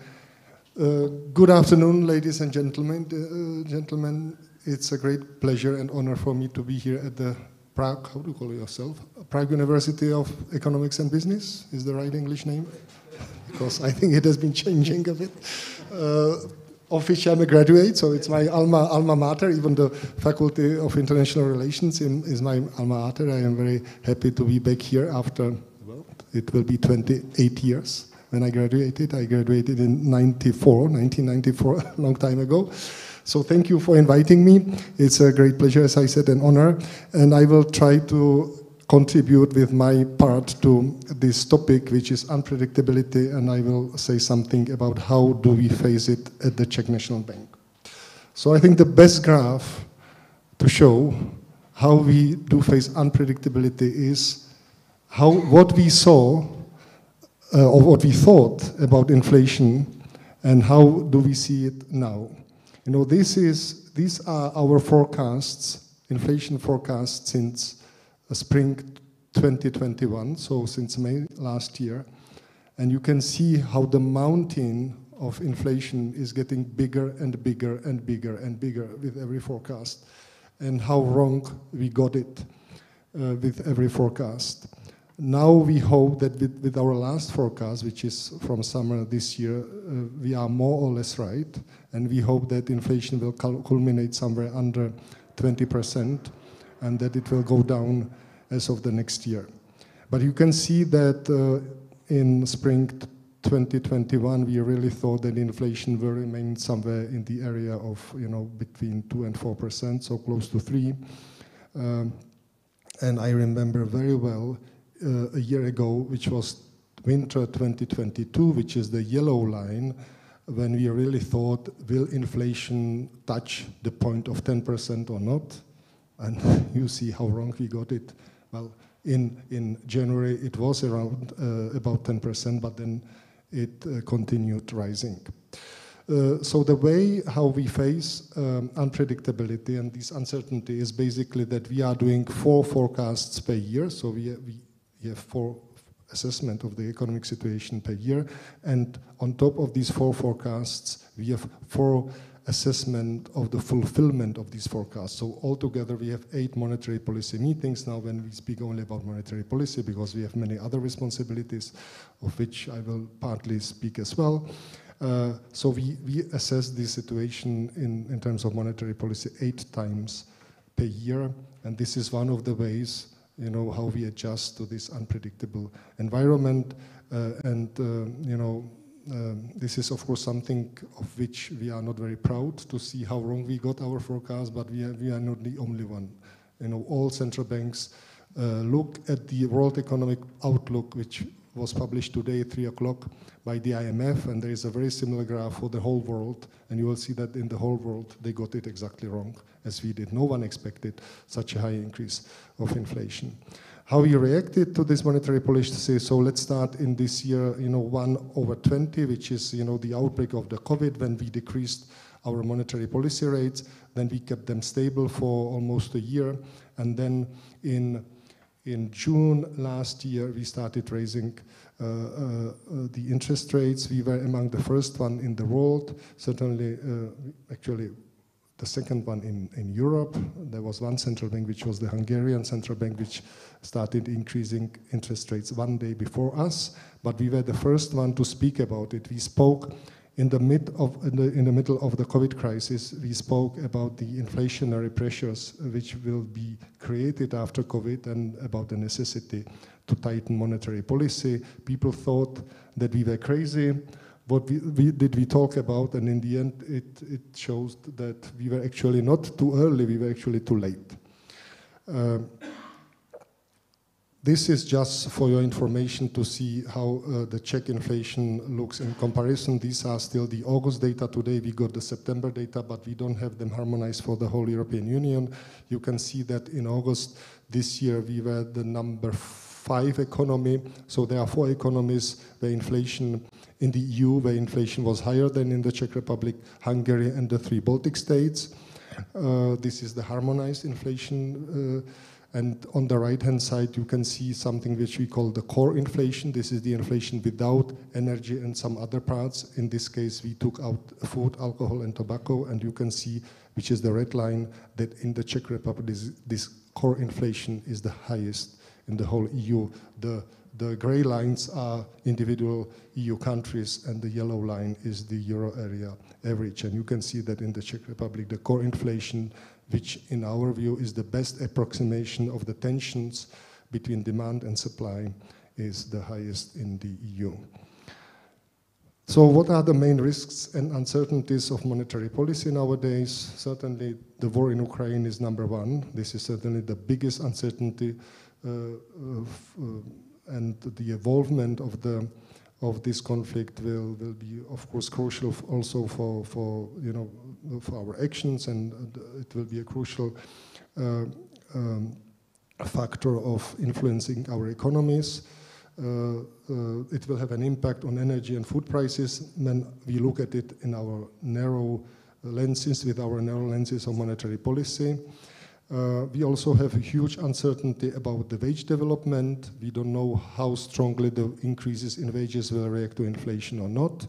If they do, it will create a self-fulfilling mechanism for inflation to continue. We have big uncertainties about economic activity. The impact of high energy crisis creates or causes a decrease of real disposable income, and this decrease of real disposable incomes will have a dampening effect on inflation, but we don't know how strong this effect will be. We have some question marks about the fiscal measures taken by the government to cushion this impact of the high energy crisis. The energy package which was recently adopted by the Czech government, so all that creates big uncertainty for our future actions. And we also have uncertainty about monetary policy of foreign central banks, especially about the Fed, the US American central banks, and the ECB. And the question is, how fast will they increase the interest rates and to what levels? Because the increase in the interest rates will push us up as well, because we will have to keep up the pace of our increases. If not, the Czech currency would depreciate. The major risk for us is also de-anchoring of inflation expectations. Basically, the question is, do economic agents still have the trust in the Czech National Bank determination to combat inflation? I showed you the graph where we increased the interest rate substantially to the level of 7%, but still it might not be enough. Here you can see the monetary policy in comparison with Hungary and Poland, which are the regional countries with whom we compare. You can see that the Hungarian interest rates went up even more substantially than in Poland and the Czech Republic. And you can see in the case of the euro area, which is the red line, that they started much, much later than we did. And we will see how fast and to which level they will continue, as I just said. Now, what can happen to build, what can we do to build up resilience? And I think, what can we do to prepare for the shocks? And I think the best way is to build up resilience. And I think this is basically a variation of your slide very much. The best contribution of the Czech National Bank is obviously price stability and financial stability, so quick return to low and stable inflation, and creating of monetary policy buffer, which means that we will have positive interest rates in case we need to decrease them. And the other contribution would be to keep our financial system robust and stable. And we have very robust and stable banks. And ČSOB is one very good example, but the Czech banking sector in general is very robust and stable. So this is on the side of the Czech National Bank. On the side of the government, obviously, long-term sustainability of public finances, so that the government has fiscal room for maneuver if needed, and in the area of structural issues, we need structurally strong and competitive economy. And here I use the concept of 3 I's: institutions, innovations, infrastructure. But there again, I think it goes very much in the direction of what just Jochen said. I sometimes say that we don't have 3 I's, we need only 1 I, which is institutions, institutions, institutions. If you have good institutions which work properly, they will take care of good innovations and good for environment, for good infrastructure. And I think there we have a bit of weakness in the Czech Republic. Last but not least, I was asked a specific topic, but maybe should I leave it for later or should I address it now, this central bank and climate change? We actually have some questions on you. So maybe we do it later? Okay. So I will stop here, and if needed, I will come back to this slide later. Because this will be a wonderful bridge to Misha's presentation. If I may, for the moment, take the questions from the floor, because they are, of course, about inflation and monetary policy, and I want to run away from that topic as quickly as possible, because it must have come, we all know it, it's here, but I want to really drive the panel into innovation, and I think that if we run from this quickly, we can do it. I'll try to merge 3 into 1. We've ended the last panel with kind of the composition of the gas prices, and maybe also inflation can be decomposed into several factors. In your opinion, how much of the inflation that we're seeing at the moment is actually energy? How much of it is the previous monetary policy elsewhere? And how much of it is risk? Thank you. Well, risk-taking in which sense? What do you mean by risk? In that sense of how unpredictable the world has become. Okay, so, there is no, say general answer to this difficult question. We all have a bit different views. My view is that a big part of this inflation, which started already before the war in the Ukraine, inflation started rising already in autumn 2020, which we are now 21. And the war started in February 22, as we all know. I think inflation was really caused to a large extent by the fact that during the COVID times, our original assessment of the situation was a bit wrong. And I speak now about all authorities, including all central banks. We all thought that we got a negative demand shock, and that's why we eased monetary policy. We put them to the 0 level, which you saw in the graph, and the same or something similar happened in almost all civilized world. All big central banks eased monetary policy. But then, at least in the Czech National Bank, we started thinking about the kind of the shock which we got again, and we actually thought that we got maybe more than negative demand shock, a negative supply shock, which was the case. Basically, people got compensations and money also on the cost of the government or on the account of the government through fiscal expansion. They got compensated, both companies and households or workers, for work which was not done, for services which were not delivered. And this created the inflationary environment. And in the moment when the situation started getting back to normal, people could spend money again, they started demanding especially services and goods. There was a huge price pressure. And this was the outcome of which was the rise of inflation, which we saw, as I said, already in the second half of 2021.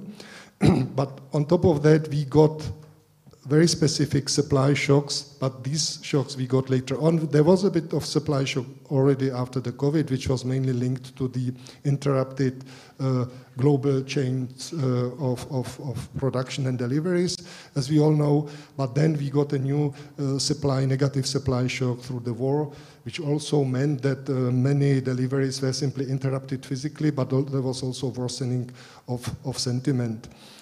So I think all these factors play a role. Unfortunately, I don't have a graph here which shows a comparison of the decomposition between the Czech Republic and the euro area. And you could see that in the euro area, the energy-related part, the supply-related part is much, much bigger than in the Czech Republic. In the Czech Republic, we certainly have a part of inflation which is caused by this supply shock as well, but we have a much, much bigger part linked to goods, services, food, which is, in our view, very much demand-driven, this part of inflation. So I think there was a need to tighten monetary policy, in the Czech Republic, certainly. Thank you. And one must ask, at the Faculty of International Relations, how about the exchange rate channel? Well, very good question. Well, exchange rate in a small open economy is a crucial variable, of course. We are now in a situation when we are intervening in the foreign exchange market. So we don't have, unlike in 2013, where there was an explicit floor and everyone knew about the situation, now it's the floor is not explicit, so our interventions are much less transparent, so I can't speak about neither levels or volumes of money. But of course the analysts, which are good, are able to find out from our balance sheets and from various data how much we are basically intervening, but it's with a certain delay of 10 days, or very good data you get, very precise data you get really only with the 40 days delay. So exchange rate is certainly a variable which plays a role, but now we are trying to keep it under control. Thank you. Would you finish the ESG thing? So should I? Yeah, I think that would be a good bridge. Okay, sorry. So this was the monetary policy part, and now, so there was a bit of question: how much should be the central banks active in the area of structural policies? So my first answer to this was on the previous slide, where I showed, I think really that the best contribution to the long-term prosperity of any country is price stability and financial stability. So I think basically I want to say indirectly with this sentence, central banks should stay away from structural issues. This would be my answer number one. But now we see very much that central banks get involved a lot in this very, how should I say, sexy topic of climate change, and we see the necessity of transition to a zero greenhouse gas emissions, which is very much political objective, and we also see that linked to this political objective, there are huge financial needs. You know, there are needs to finance both the mitigation and the adaptation measures. But then the question mark for me is, or the question is, why is it related to the central banks? I would, to some extent, understand that it's related to commercial banks, but why it should be central banks? And there I have basically two main points. Point number one, critical points. I think that the central banks should be very, very cautious about these developments, and the reason why is that, as you probably know, the central banks went very far in using their instruments already after the great financial crisis. They use quantitative easing, they use negative interest rates, they also got new responsibilities for area like financial stability, supervision, resolution, which was not self-evident. You know, in the ECB, when the ECB got supervision, it was a big debate. You know, people spoke about Chinese walls between monetary policy and supervision. And many economists warned actually against these developments, and especially against blurring the line between central banks and governments. And many people, even economists, say that the central banks cannot be the only game in town. So this was the situation in which we were mentally after the great financial crisis. And suddenly, the central banks go into an arena or area which is not close to their core mandate at all. And this is, for me, really not self-evident. And the other part, So that's why I say we should stay away from that. And the other part is where I am critical, but this is more, I would say, Marek, more a personal part, because obviously I'm not an expert and I should not be. I mean, this is not my duty to be expert as a central banker in climate change.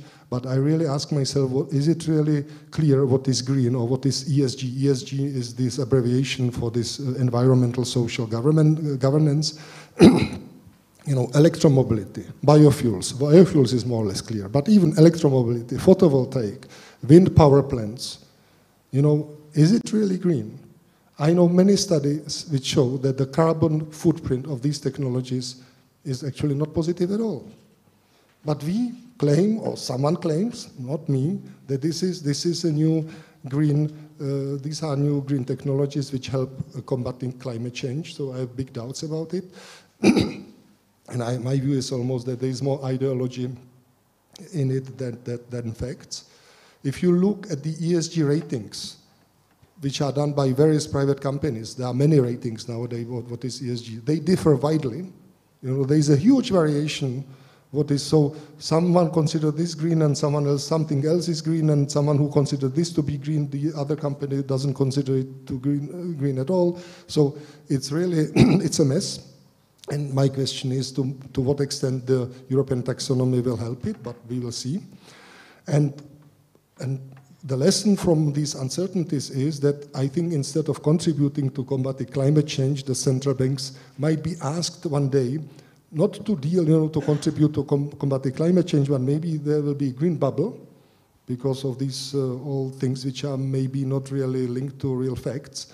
And we, as a financial stability institutions, will have to deal with this green bubble. So we should be very, very neutral and not go too far into this area of climate change. But this is an example which is very now, as I said, sexy, discussed everywhere. By the way, you know, there is hardly any conference on climate change where there would not be a panel on financing or on central banking. And there is hardly any conference of central banks where there would not be a panel on greening or ESG, which is, you know, the link between the two is, in my view, dangerous, and I warn against it. So, sorry to be so brutal, but I think I was clear enough. Thank you. Thank you. You're happy enough that the panel chair shares most of your opinions, but we'll see what comes from the auditorium, of course. Misha, will central banks get their hands dirty with structural change? I'm not sure about the central banks. I wanted to add that hardly any panel, no matter whether central banks or anyone else, goes around sustainability in general these days. So you're not in it alone. Obviously, we are all somehow touched, impacted. And it's interesting, actually, to hear you, because the panels on the commercial grounds, you say, we don't know, well, we all know who says it, but you say it's given to us. And just like the same in the commercial banks, we say, well, we can hardly not influence it because it's given to us by another authority. So in any case, I will go to my presentation. You will not be surprised that one of the last slides also goes to sustainability, because it's one of the trends which influences what we are now working on in our bank, but in general in banks, if I may speak for the others as well. And with that, if there is my presentation, please. We are working on it. Not yet. I will use the time to say that I'm a graduate of this faculty in 2002. If I understand it's not the criteria, I don't assume, Jochen. Can you share with us which faculty? Yes. So okay, we have my presentation in between, and I will. Is this the first slide?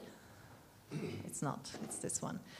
So anyways, I wanted to mention and follow up on what you shared with us. So I'm also a graduate, and the field which I work in is somehow connected as everything. We discussed that this faculty is great in preparing such a variety of destinations for all its graduates. That is amazing. And with that, someone who considered herself not to be a tech at all 20 years ago is now indeed in one of the biggest Czech financial institutions, leading not only, as you can read here, this may sound innovations, and I think you still have my older title because the time changes fast. So to what you were mentioning, I'm doing innovation, I'm doing data, I'm doing digital.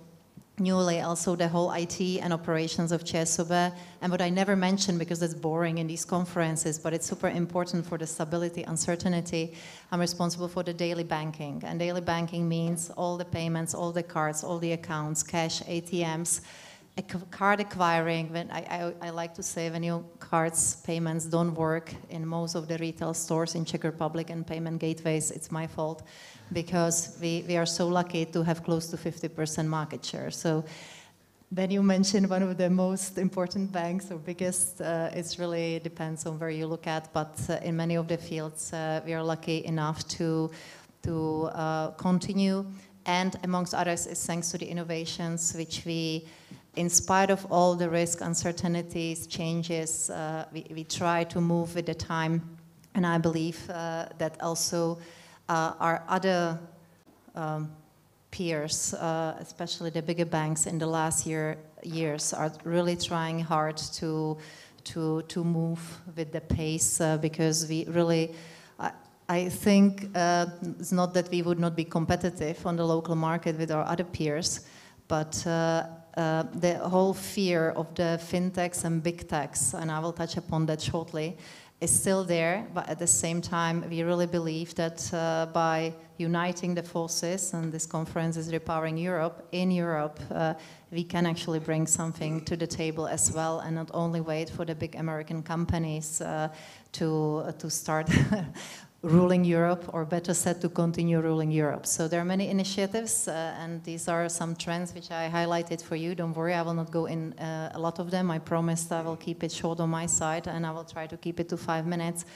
and highlight only those trends where I think that there is a common interest, and we see it from all sides coming, between the national governments and the banks. Of course, I will be telling you here that my bank and me and my teams are progressing the most, but all these advances and advantages which we have, as usual, last only a couple of months, if you're lucky, a couple of years, because everything these days, especially technology, which we all use, is copyable, and it depends then on people and other resources which we hopefully go to as well. It's not just about the technology, it's mostly about the people and attracting the right and smart and right talent to the technology, which I would say are not so advantageous for commercial companies like ours, because most of us have the funds to actually buy whatever there is on the market these days, and it's mostly about the people who implement it. You have had time in between to maybe check some of the trends which I listed here, and those 5 which I shortly touch upon without any detail is digital identity. Everything starts basically in all the discussions which we are having, no matter what situation or use case, as we call it, for the future customer, usually starts and ends with digital identity, and this is one of the first topics which I believe are very much common, not just for the commercial sector, but very much for the governments, for European Union. It very much, by the way, and there I do not have a slide on this, relates to the security. I mentioned that I'm now both in IT as well as in the daily banking, which is a nice combination. We see so much phishing these days, and the whole uncertainty on the market brought in the past years, and the technology advancing so much, and the people actually embarking on the digital channels so fast. It really brings lots of new uncertainties. It's not tackled. I wish I had the answers to all the questions you may be asking on this topic, but by going more digital, by using our person as a digital person, hand in hand with this goes additional security topics and aspects. So I will not dwell on this much more. You may be recognizing the local solution, Bank ID, because we created the Bankovní identita AS together with other companies. I have the pleasure to be chairing the supervisory board now, but believe me, it's not just the pleasure, because there is so much uncertainty also now with somewhat not knowing what's happening locally, how will the government react, the European regulation coming and still not cleared up, what exactly should be the EU identity.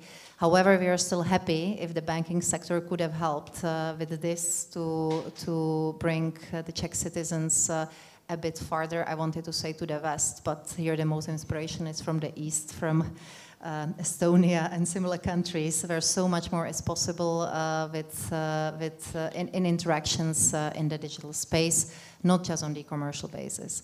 The second I pick here is the artificial intelligence, obviously. My favorite example comes from not banking, although here you will see bank, but I love the idea of how much artificial intelligence can help us mostly in the healthcare sector.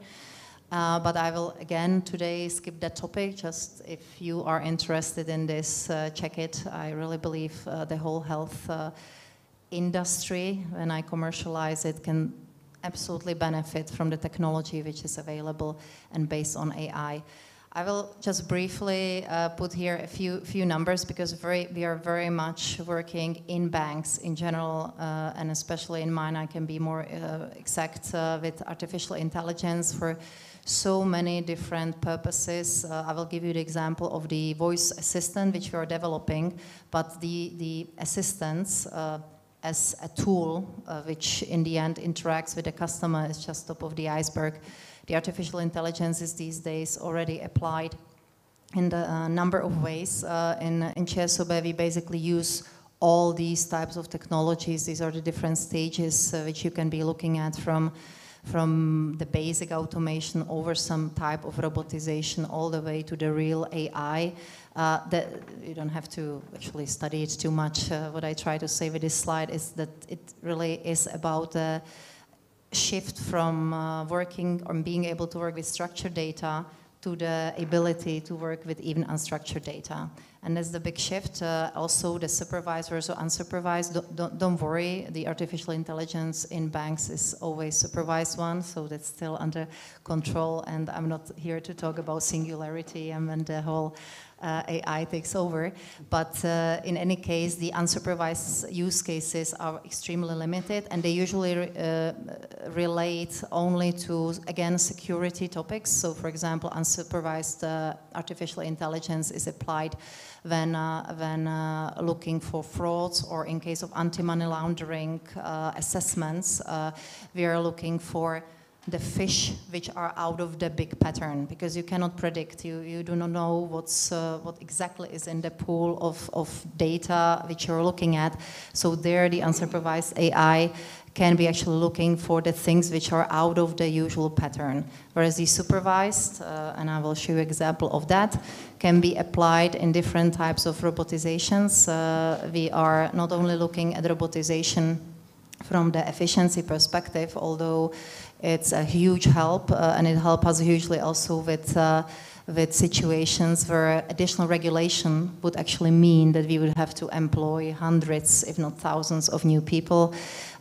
My favorite example is MiFID. If you are familiar with that regulation, for which and for many other cases we have to be, for example, recording the phone calls with customers. Without AI and listening to every single phone call, if there was an investment advice given yes or no, would be impossible. With different types of robots and AIs, we are able to basically volume independently scan even millions of phone calls with our clients. Another application of such robotization is when notaries or executori, I don't know how executor is called in English, so I don't want to call them executors, that sounds somehow, now that I think of it. But so these guys and girls, it's the people for Jochen who somehow when you have not paid your debt, they come and ask for the money once the court has ruled. So that's executor in Czech. So. We get these requests. It's unstructured. It's letters you get in the bank, and for notaries, for example, for people who have deceased. Executor? Google says executor. I really think it's strange, but anyways. Let's trust Google then. So what the robots these days are able to do, they search all the systems for all the accounts, and they even assemble back the email reply. So These tasks, even in external interaction, are these days done automatically, no matter how the letter which we receive looks like. Well, with a disclaimer, 80% we are able to process automatically, some still go to humans. But this is a huge help with a number of routine tasks which otherwise were done by people, and with the volumes which we are processing these days, it will not be possible. I mentioned the virtual assistant Kate. As this is not by far a sales presentation, please just know that Kate is why I highlight it is that it's possible. That's all I want to say, because when we were looking at the topic 2 years ago, and it came from our CEO in Brussels, let's do Belgium, Czech Republic together, and we said, well, Siri, you want to do Siri, Alexa competition, and you give us 6 months for it. This is literally impossible. So there's no such thing as impossible, especially when you have a strong sponsor. Even in a corporation, it is possible.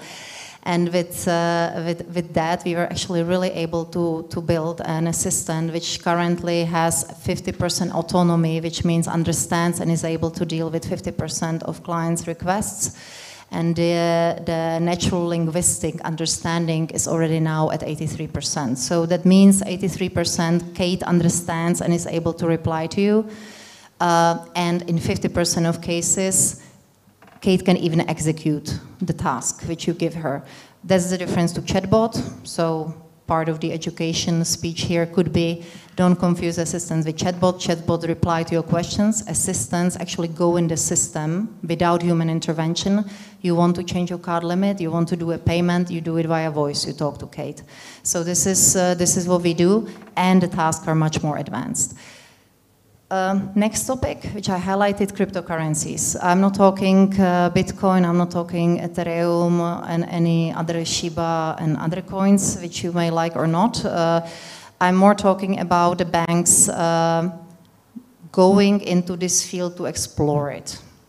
It's not that it's a huge thing for us coming tomorrow and taking over the usual ways we pay. But on a 10-year horizon, we are convinced, and that is why we want to prepare for it, that different closed or open loop systems based on some stable coins will likely be here with us, around us, and that is why also commercial banks are looking in the crypto stories, blockchain-based, blockchain technology-based, as money with some constraints and conditions. Green gets real, we discussed that. I cannot add much more than was said already. Thank you for the enlargement. I put here the green story, but thanks for the enlargement of the whole ESG, environment, social, and the governance. Because of course we are very much looking also into diversity, not just gender diversity, but as I already mentioned, with the demand on new, fresh, innovative people, and actually using all different types of opportunities, we simply need also diversity. But I will not say more than just like any other of the topics which I was mentioning, it creates some threats, but it creates many opportunities at the same time. Last but not least, startups and corporations. I don't call them on purpose fintechs. Maybe startup is also not the right word. This is just to illustrate the current European landscape. But even looking away from all the unicorns, it shows that in Czech Republic we are currently, as you will know, not on the top. We are not the nation known for the best startup scene, although I would wish so. We have some successful names, that must be said as well. But of course, we as commercial subjects, alongside with some governmental initiatives, are trying to support more innovations coming from let's say, people, from students, from the entrepreneurial sphere. We have our own incubator. That's how we try to add our piece to it. We have supported already more than 60 startups. We have had 400 applications. The Net Promoter Score, if you're not familiar with that, is amazing, because everyone who was incubated by us would recommend us to their peers. And we have had also some very successful graduates of our incubator in the last 3 years. The example is Resistant AI, which collected now recently another funding, but last time I looked, they had $16 million from Google. We don't invest in them, by the way, so we're really the good guys here and girls. We only help them for 6 months and we don't take participation. They then go to the other nice and not so nice names to collect their money and get their investors. With that, I know it wasn't 5 minutes, but thank you very much.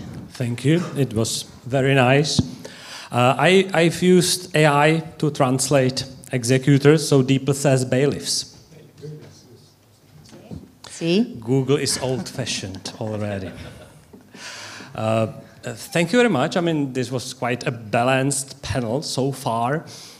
Before we can turn to the questions from the auditorium, I want to pick up one thing that was kind of common to all the presentations: trust.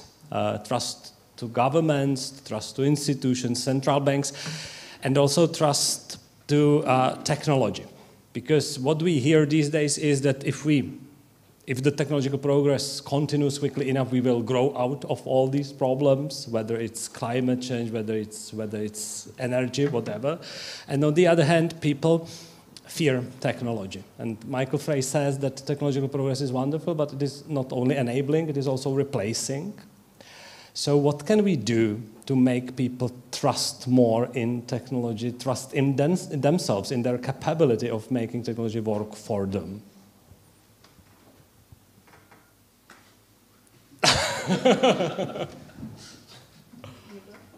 Well, first of all, if I may, sorry, but ladies first, please. Well, I don't know, you said technology is not only enabling but also replacing. It sounds to me almost like this 19th century, when the Industrial Revolution started and people were afraid of machineries and machines, etc. So I think this would be the beginning where we should maybe start. That so far, I mean, we have the lowest unemployment, especially in the Czech Republic, since ever. Also, the Eurozone has the lowest unemployment since its beginning.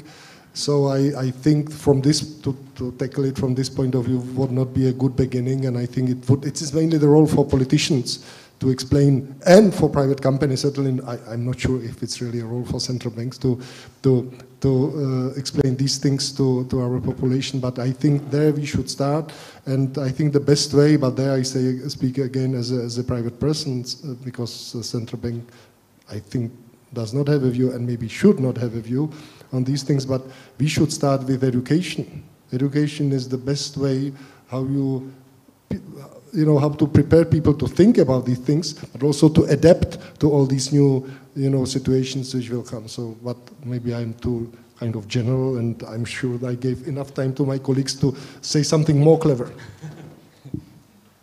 I just wanted to follow up with a question, actually. Central bank digital currencies. I don't know whether that's a topic for the CNB, because that would be an area where you really would need to invest in trust, I assume. Well, there again, this is a big...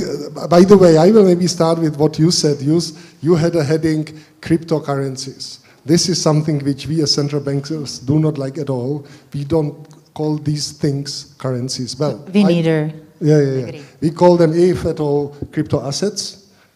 And it's fine as, people can basically use whatever they want for exchange as long as they agree on it, so that they can pay with whatever they want.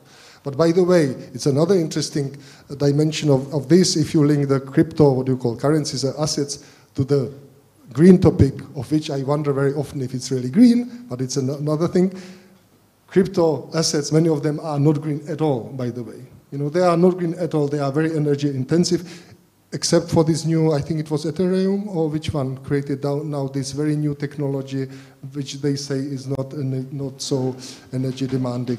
Yeah, I think it was Ethereum, but I'm not a big expert. Now to your question, central bank's digital currency. There again, but sorry, maybe you invited the wrong person, because I am, as you will see, skeptical on many things. There again, I really think I'm not sure where all that will lead us to. We have been talking as central bankers about this central bank's digital currency since I don't know how many years. Since at least 5 years, there is an intensive debate about it. And we haven't seen many results so far. We have seen results in countries like China, but there I would say they use it for very specific purposes, for, tracking people, seeing what people are doing, using also artificial intelligence in connection with using these digital currencies. But in a free liberal society, I don't think that we have found the right answer about how they should be designed, what it should be, and I think the most recent direction where this thinking goes to is basically to create a kind of a payment or settlement system which can somehow accommodate also for other forms of assets being used as money than really, central banks using it itself. But we will see, the Swedes are making a progress, the Americans are not making much progress, by the way. The Fed is also quite skeptical about it. So, but our policy, now going back to the Czech National Bank, is that we are a small central bank, our resources are limited. We will see what the others will do, and if someone else will come with a very intelligent solution, we might imitate it. But we will not be a pioneer as a Czech National Bank in central bank digital currency, certainly not. So maybe to your question, if I still remember it in between, it was the fear of technology and how do we teach people. So I have a few anecdotes to that. Yesterday I was speaking at a panel.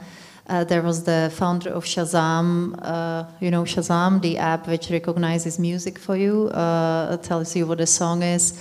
There was a top manager from Waze. There were Petr Schmid from Google, the Czech Google, and so on. But this panel, and there was a gentleman from Israel, 45 years into the Israeli military, now a startupist. I only estimate 60 plus. And we got a question from the publicum, from the audience, how do you teach? In corporations, there are people who are even more than 40 years old. How do you teach them about technology and how to use technology? So I love that question to this panel. We were all obviously older than that. So I hope we will be the best proof that it's doable and teachable and people do not have to be afraid. But it was a beautiful question, which may not resonate when I look at this nice, diverse audience. Some of you may be asking the same question to yourself. We have not cracked the code of this, obviously, but I always say technology is not about the age, it's about a mindset. So when we do different researches, we know from our researches, hundreds or thousands of Czech citizens involved, that we are rather a country which welcomes innovations in general. I don't speak just banking.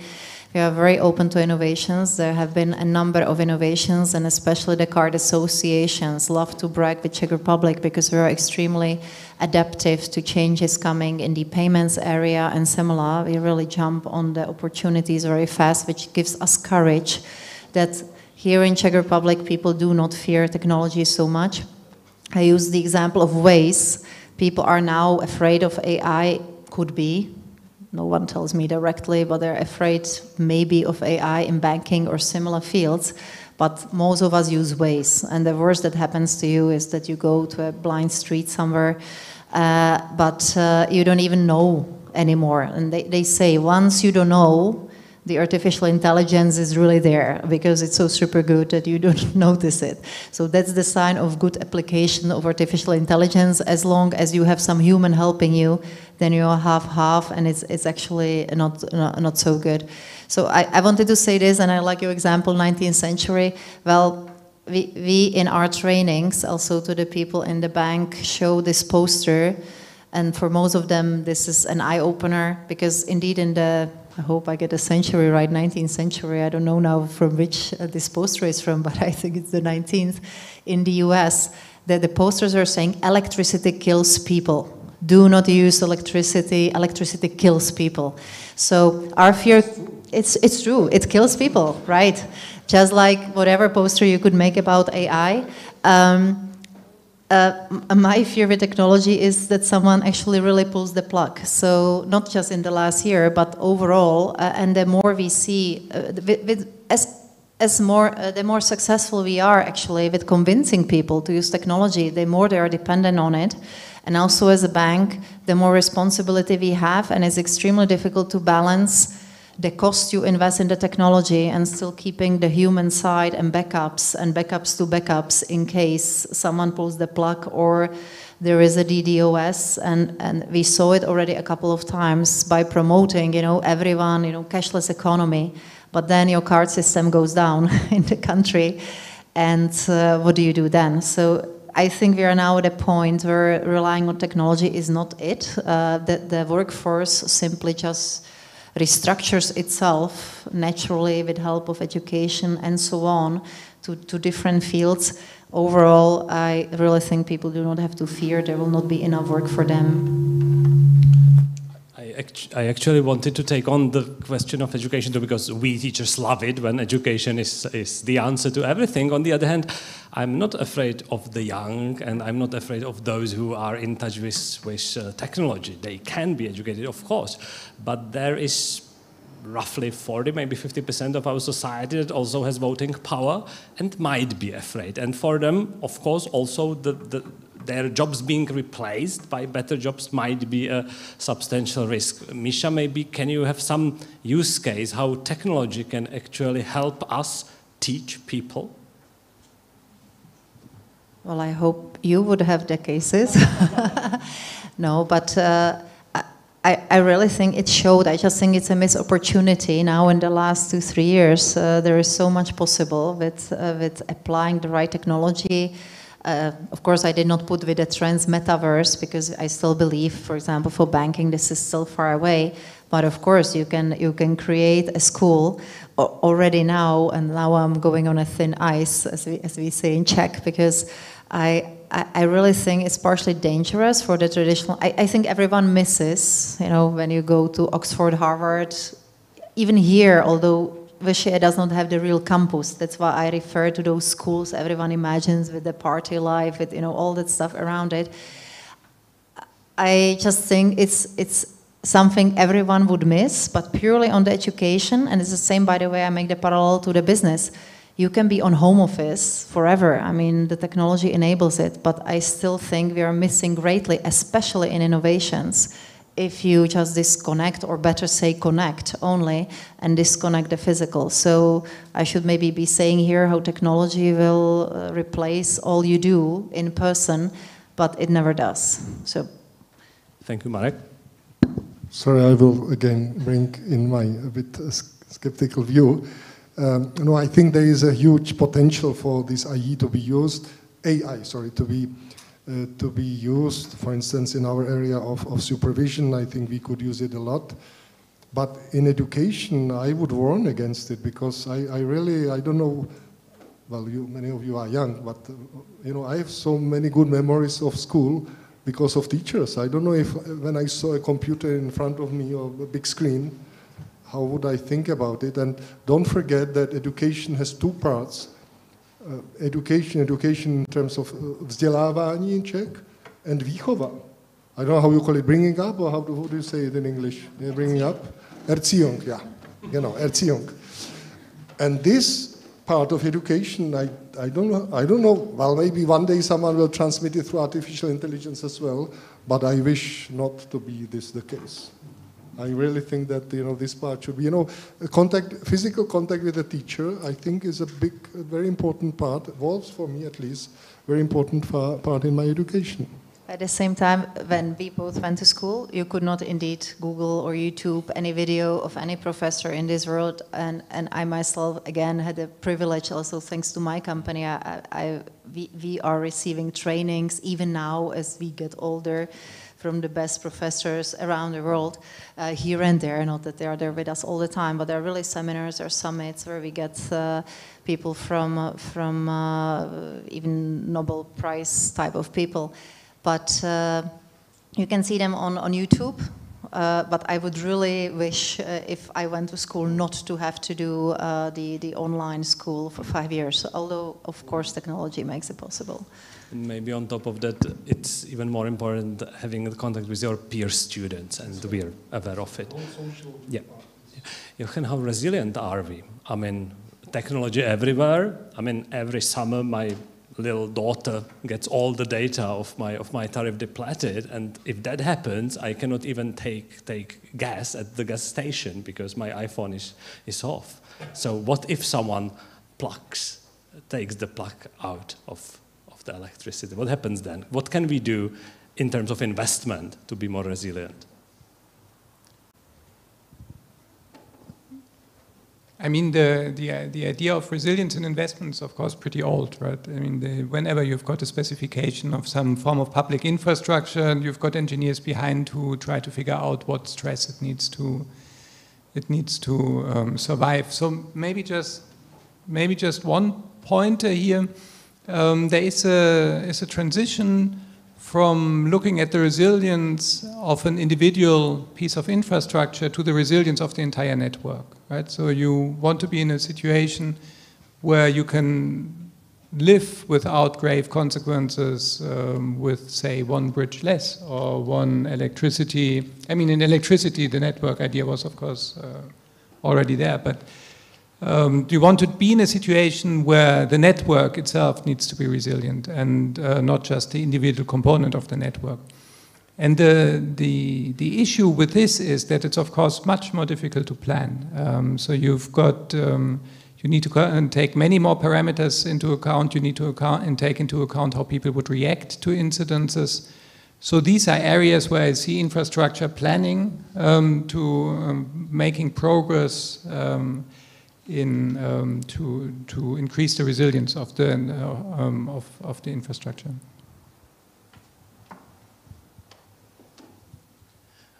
Thank you. We have no questions from the auditorium. I'm locked off this already.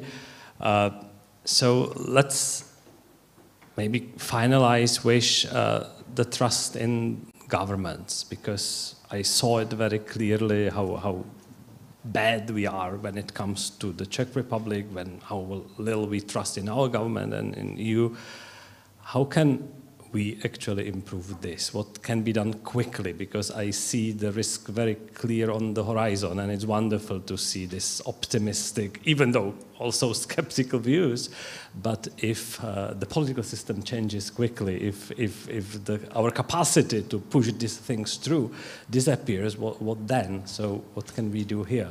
How can smart investment rebuild trust in the governments? So maybe I can say a few words before we need to criticize the Czech government here too much.